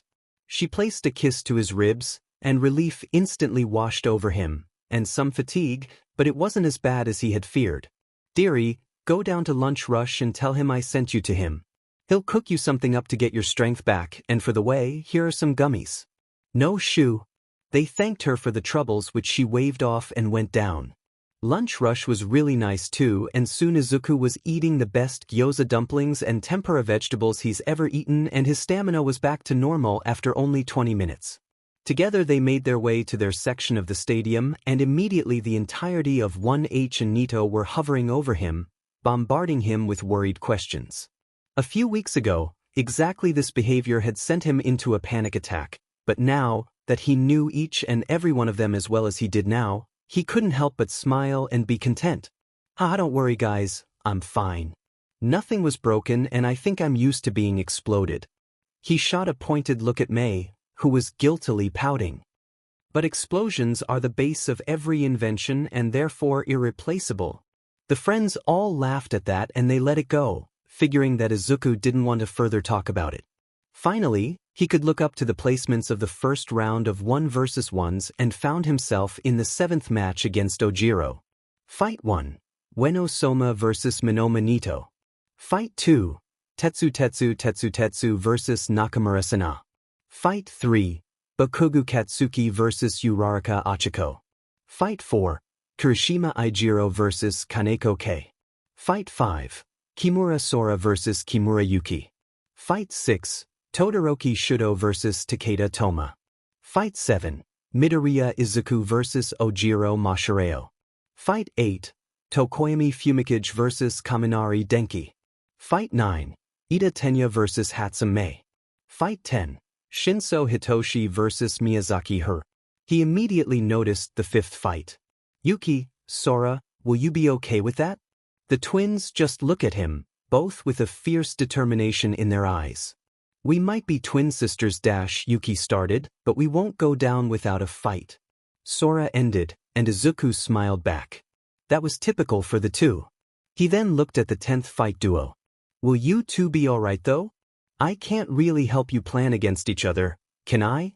Don't worry about it, we've already talked, and we share the same sentiment with the twins. Haru enthusiastically grinned and Hitoshi just nodded. Before he could address the first match though, Nito beat him to it. Same goes for us. I'm excited who'll win. Soma also just nodded in return, her light blue hair bobbed in her ponytail while doing so up and down. Everybody, only 10 more minutes until the first match starts. Ueno Soma and Minoma Nito, please go and prepare yourselves. Mike shouted and around them the people started filling back into the stadium after going to the bathrooms or going outside to the stalls. Well, I guess we should go. Nito sighed as he stood up, and Soma followed suit. Good luck to the both of you. You can do it. And many other felicitations were shouted after the two and Izuku pulled out a notebook. He got Sana's attention and waved him over.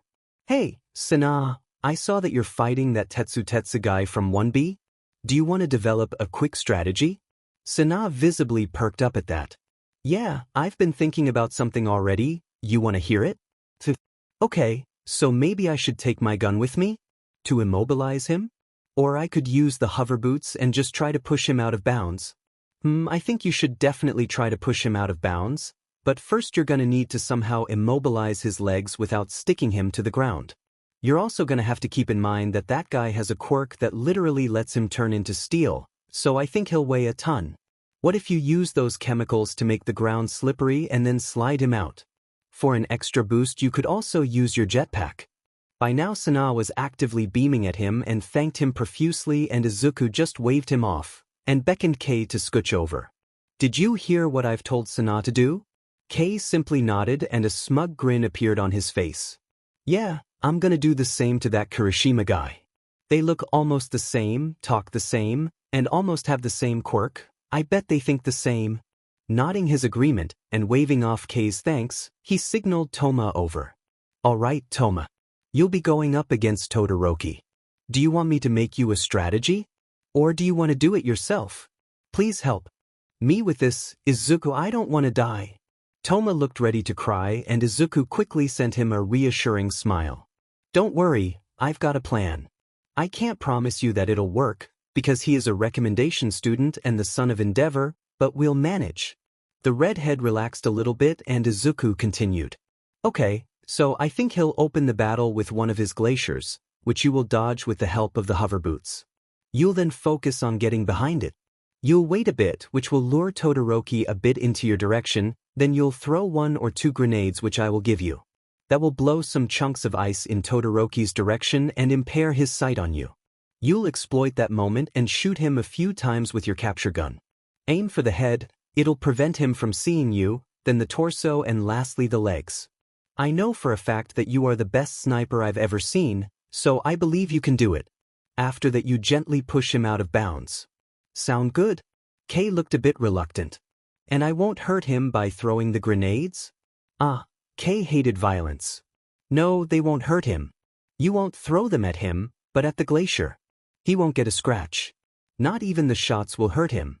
You know that we made the chemical compound breathable and non-toxic too, so he'll be fine. He looked more reassured now and a determined expression settled on his face.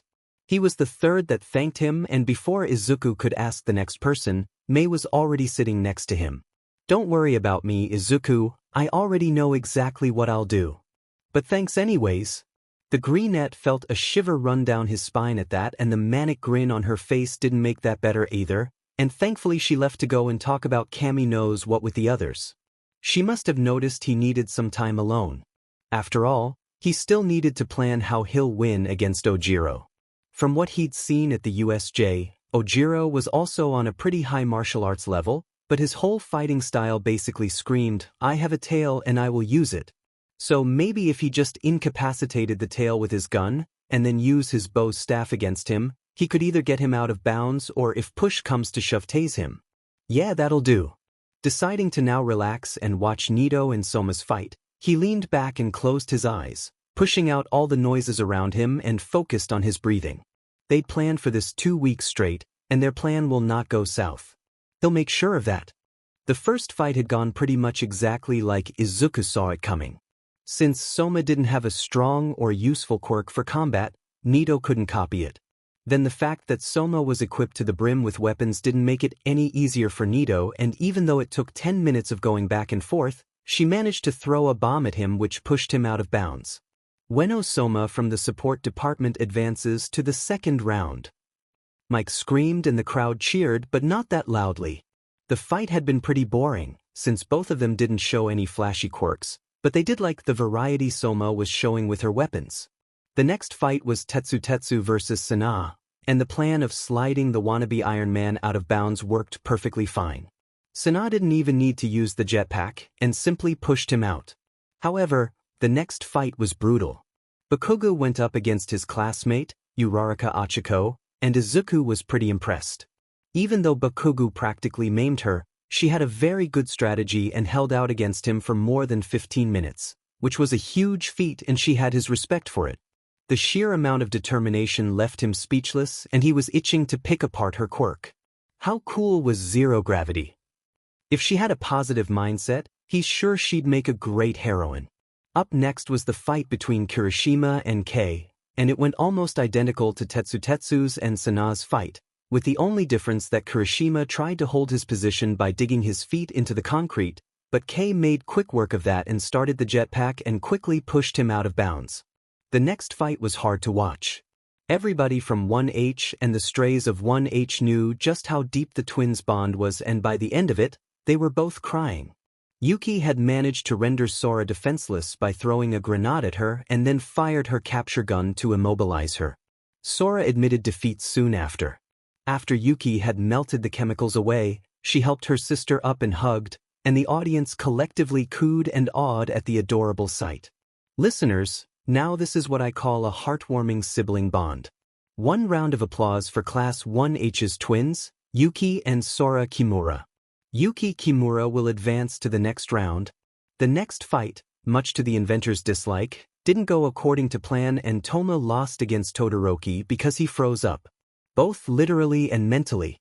Izuku knew that Toma was incredibly kind-hearted and hated violence to the bone, something the redhead found out at the USJ while having to knock out villains with his quirk, and the chance was really big that he'd freeze up the way he did and was unable to defend himself against someone who wasn't a threat to his life. However, Izuku couldn't think about that now though. It was his turn and right now he was stretching and warming up for his fight against Ojiro. He decided that the hover boots wouldn't do him any good against the tail quirk, except for making his movements a bit slower than with his normal red shoes, which he painted black back after the pervert incident, so he opted to just take his nunchakus, bow staff and his taser with him, as well as a few explosives safely tucked away around his thighs, just to be safe. They both walked up and the stadium fell silent yet again. This time though the anticipation for the match was different. They all recognized him from the first 2 tournaments and watched his every movement. It was freaking him out quite a bit, but he'd manage. Alright, Ojiro, Midoriya, I expect a clean, fair fight. Ready? Start.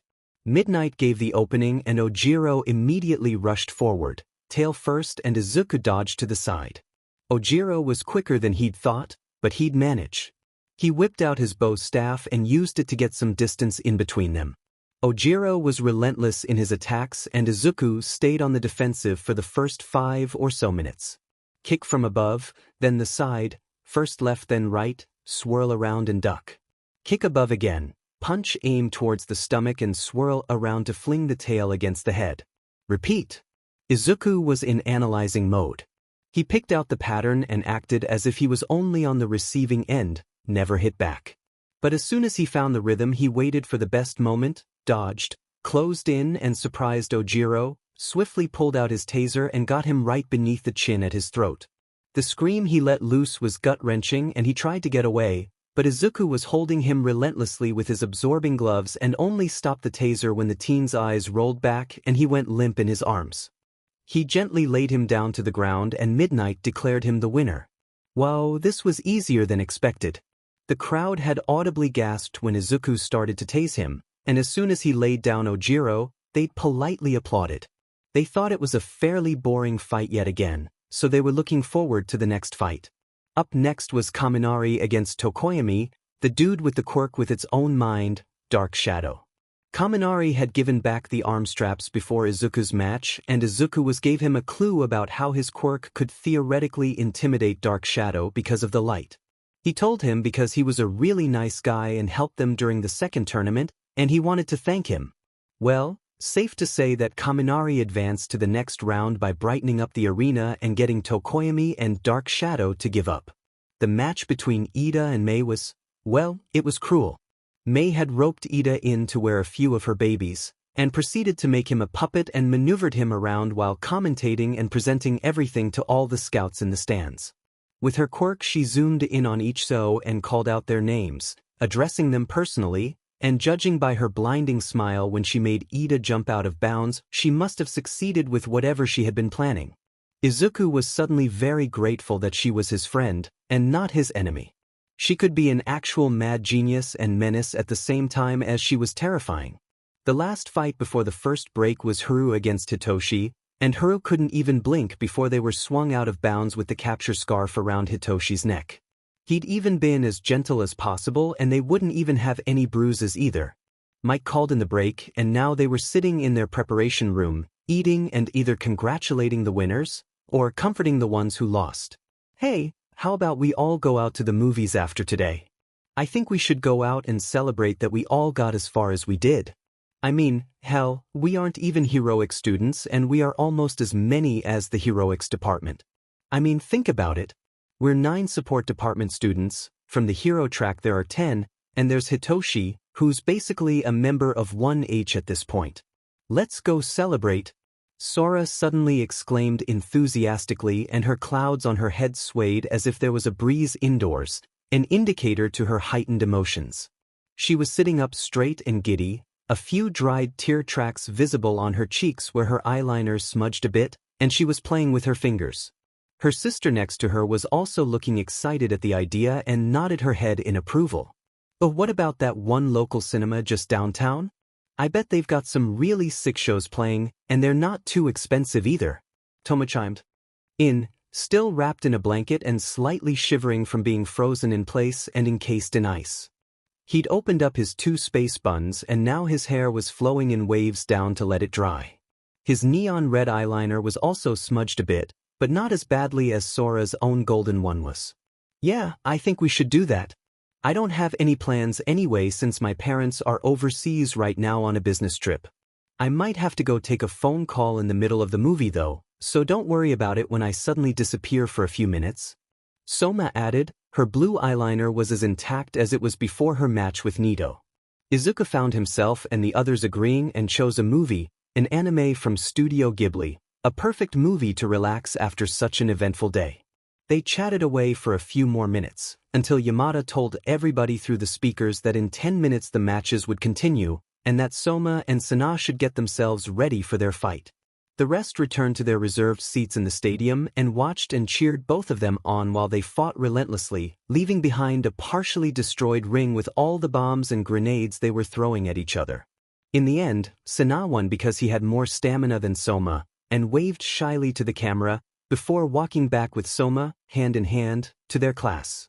Izuku was pretty sure that both of them didn't realize they were holding hands, and he looked forward to them finally getting together. They matched like a house on fire, and would definitely make a good couple. Him and the others were betting 1,000 yen on who would confess first. His bet was on Soma. Sana was way too shy to pull through with it. During their time in the preparation room, the Greenette had warned and briefed Kei about Bakuga's tendencies and his signature right hook. It didn't really matter though, because Bakuga was ruthless and exploded him right out of bounds with a force that smashed the poor boy against the wall and left him unconscious. Toma basically rocketed down to the infirmary to be at his side, and the rest gave them some space. They didn't want to crowd the infirmary nor miss Yuki's fight against Todoroki, which proved to be just as merciless as against Toma. She managed to dodge the first attack and even shoot him and incapacitate his fireside, but it didn't really make a difference because he sent another glacier her way and pulled her feet right out of herself, and she landed on her knees, and Todoroki made quick work to hold her hands behind her back and forced her to surrender. Next was Izuku's fight against Kaminari. The blonde was really unlucky. Izuku had proofed his entire school attire against almost everything, electricity included. That means that when Kaminari first tried to electrocute him, he didn't feel much more than a tingle on his exposed skin and simply walked through the storm of lightnings. The crowd was absolutely loving it though, and his opponent slowly backed away. As soon as Izuku took out his nunchakus for a change, Kaminari leaped forward, only to be hit multiple times all over his body, balls included.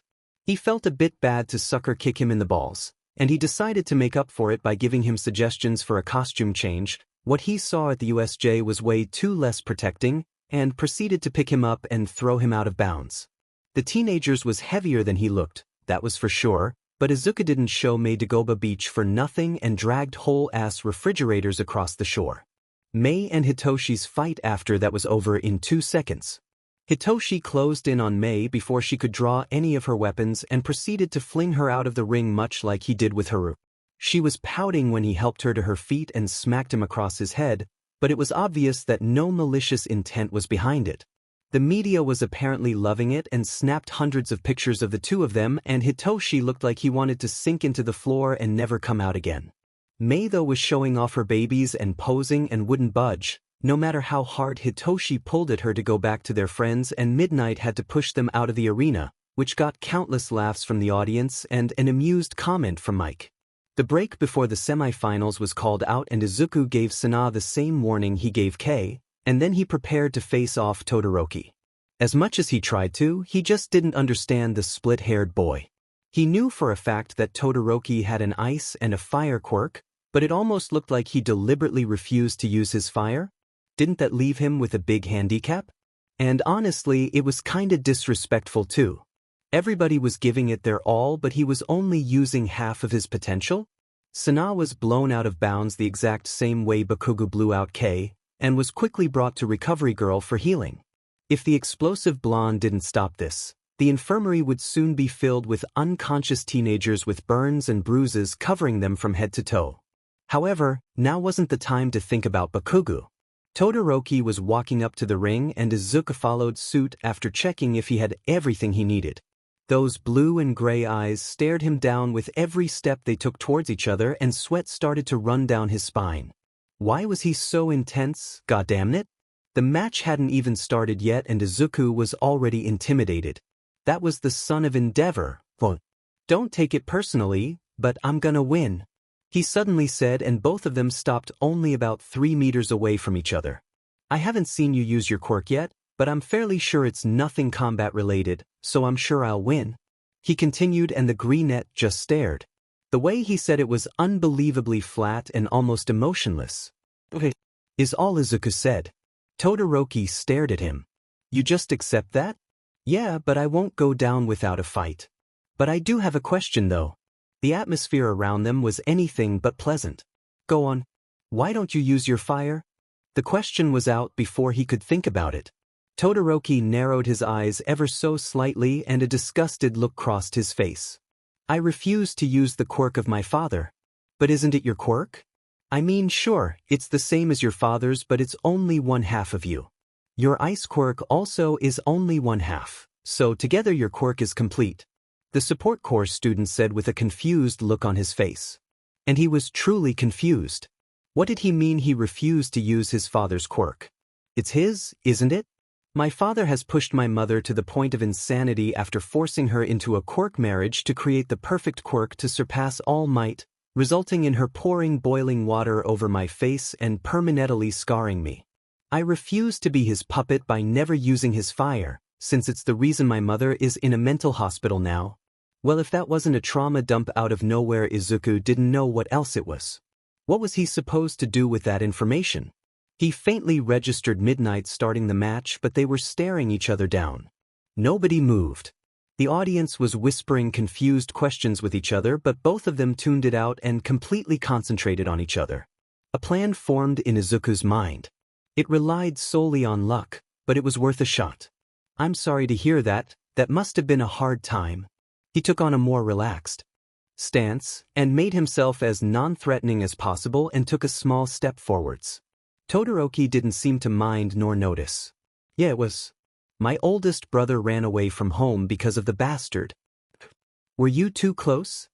Izuku was holding his breath. Stay calm, act natural. Just like in middle school. Make him believe you're a friend. He was the best brother anybody could ever have. Endeavor had trained him relentlessly when his quirk came in. It was a fire quirk with blue fire, but his body was the one of an ice user, so he permanently cooked himself during training. That must have hurt like hell. Do you know where he is now? Step good, only 4 more steps then I can reach him. No, he was declared dead after a month of being missing. Do you have any more siblings? Thank Kami Todoroki wasn't paying attention and let himself be distracted by a sore topic. Izuku felt immensely bad and inhuman for exploiting this, but he needed to win this. He'd offer to build him some support item as an apology. Yeah, an older sister and an older brother. Their names are Fuyumi and Natsuo. Fuyumi is an elementary school teacher and Natsuo is studying at a university in Tokyo. Step finally. With very slow movements he hopefully undetectably fished out his taser and increased the output to the point where it would definitely leave a burn mark, but it would be necessary inside his pocket and readied it to strike. That sounds nice. Would you like a hug? It was risky, but it seemed to work. A small hint of surprise was visible on Todoroki's face and he lightly nodded, and Izuku held out his arms, inviting. Very hesitantly, his opponent took a step forwards and awkwardly hugged him, and that was Todoroki's first and last mistake he'd make in the entire festival. Izuku pulled out the taser, took a deep breath because this was most likely going to hurt him too, at least to some degree, and striked.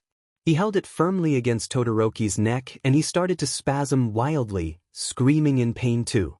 Okay, maybe the output was a bit too high, but it should be no problem for RG to fix it. It took a whole of 7 seconds of the teenager's muscles cramping together harshly until he passed out, and Izuku took a deep breath and laid him down as gently as possible on the ground. Suddenly an enraged voice boomed through the arena and Izuku turned his head to see a furious Endeavor glaring bloody murder at him. Shoo! The audience was now looking at Endeavor, the cameras all zoomed in on his furious face. The media would no doubt devour this. Izuku didn't care though. He'd won against somebody with 2 quirks just by talking. Holy shit. The adrenaline crashed down on him and he sat down. His vision was blackening in on him and he was dizzy. He didn't notice being brought to the infirmary, not until somebody slapped him across his face. His eyes refocused and he came face to face with a concerned-looking Mei. Earth to Izuku, are you with us again? He searched for some words but ultimately just nodded. Don't worry about him, dearie, his blood shows me that he was under enormous stress during the fight, so it probably crashed down on him. He'll be fine after I give him some gummies. And that she did. She basically force-fed them to him, and then shooed him away for his next fight. Because of the number of participants he had to fight 2 times in a row, and was now up against Hitoshi. He was still a bit out of it, but Mei's never-ending jabs at him pulled him out of it and he pulled himself together. He liked Hitoshi, he really did, and he knew just how important this fight was for the purple insomniac, so he would definitely give it his all. Hitoshi tried to get an answer out of him, but to no avail. Izuku knew his quirk in and out and stayed silent, simply slowly skating towards him. The brainwasher was wearing his own boots and started to skate away from him, and soon they were dodging each other and attacking all the same. This went on for about 7 minutes, until Hitoshi shot out his capture scarf. That, however, was the wrong move to do. Izuku used this opportunity, let the weapon wrap around his arm and swiftly swung him out of bounds by using his ODM gear for support. He hadn't had a chance to use it up until now since the first tournament anyways. He felt a bit bad that he beat Hitoshi, but he had sworn to himself that he would show All Might what he was capable of. Now, only one major obstacle was left for him to overcome, which will prove extremely difficult. Bakugo Katsuki. Izuku was nervous. You know what, scratch that, he was terrified. He was currently squished between Nito and Hitoshi after they noticed that his breathing was picking up speed. They were in a private room with a couch, and Izuku was thankful for that. He didn't think he could handle other people right now anyway. That's it, Izuku. Breath and hold and up. That's right, you're doing great. Nito's voice was calm and soothing, just what he needed. Hitoshi was crating through his curls, which were growing pretty long. He was thinking of letting it grow out though. Short hair was really much work. Nito's arm was draped around his waist loosely and rubbing forms against his back, further grounding him. He'd been shaking before, but now he found himself relaxing into the touch. He loved it when those two were around. He practically melted when Hitoshi turned his upper body and Izuku leaned the back of his head against the space between his shoulder and neck. They stayed like this for another 15 minutes, until Nito moved. Izuku, I think you should start warming up now. He opened his eyes and found him smiling down at him. Those beautiful periwinkle eyes were just so stunning he couldn't help but stare. Hitoshi's wild mane and face came into his view now too, and his purple eyes were equally as beautiful as Nito's, he mused to himself. Shifting, he sat up and went over to the mats. His friends had offered to help him stretch and warm up after all, and that's what they did. Hitoshi, would you mind pressing down my hips when I do the side splits? He started to slide down and the mentioned boy shuffled behind him. He missed the pink tint on his face, as well as Nito's.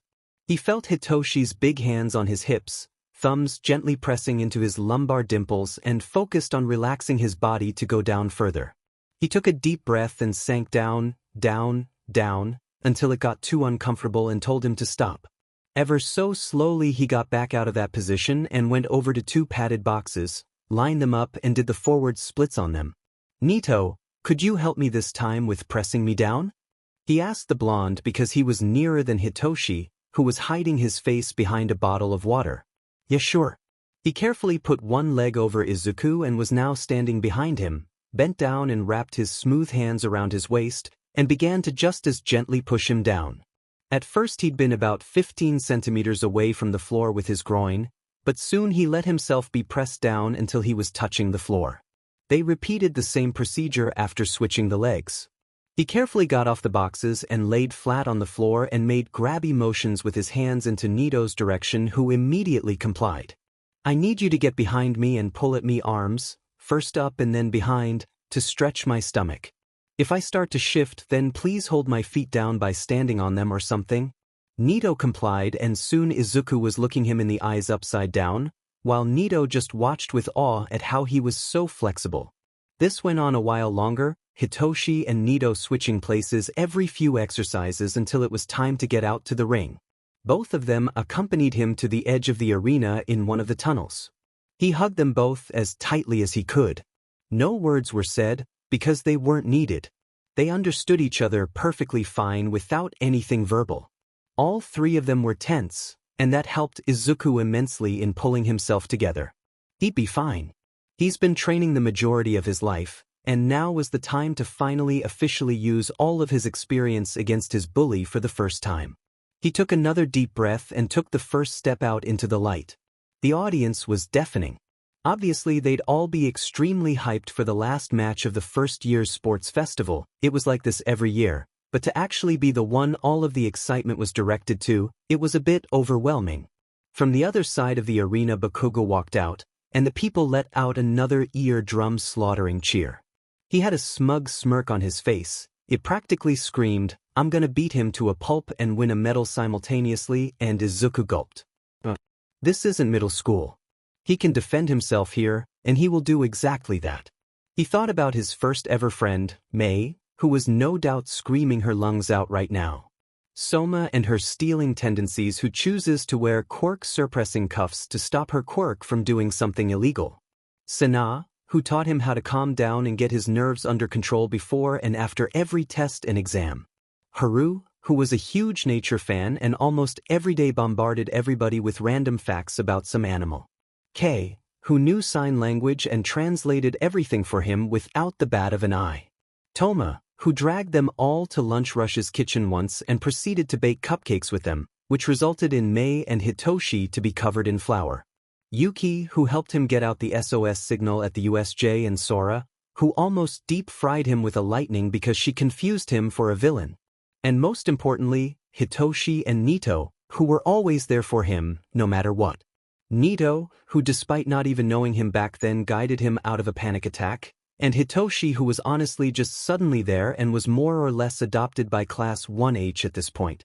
He started to step up the stairs to the ring, Bakugo doing the same. Small explosions were popping in his palms, but Izuku tuned it out.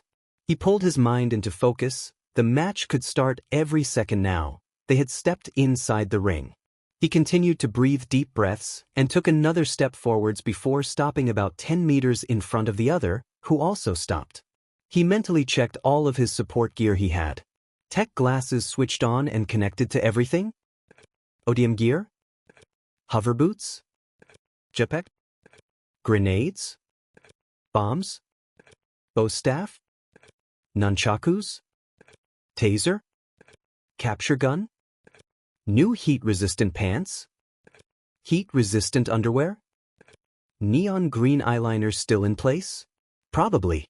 Good enough.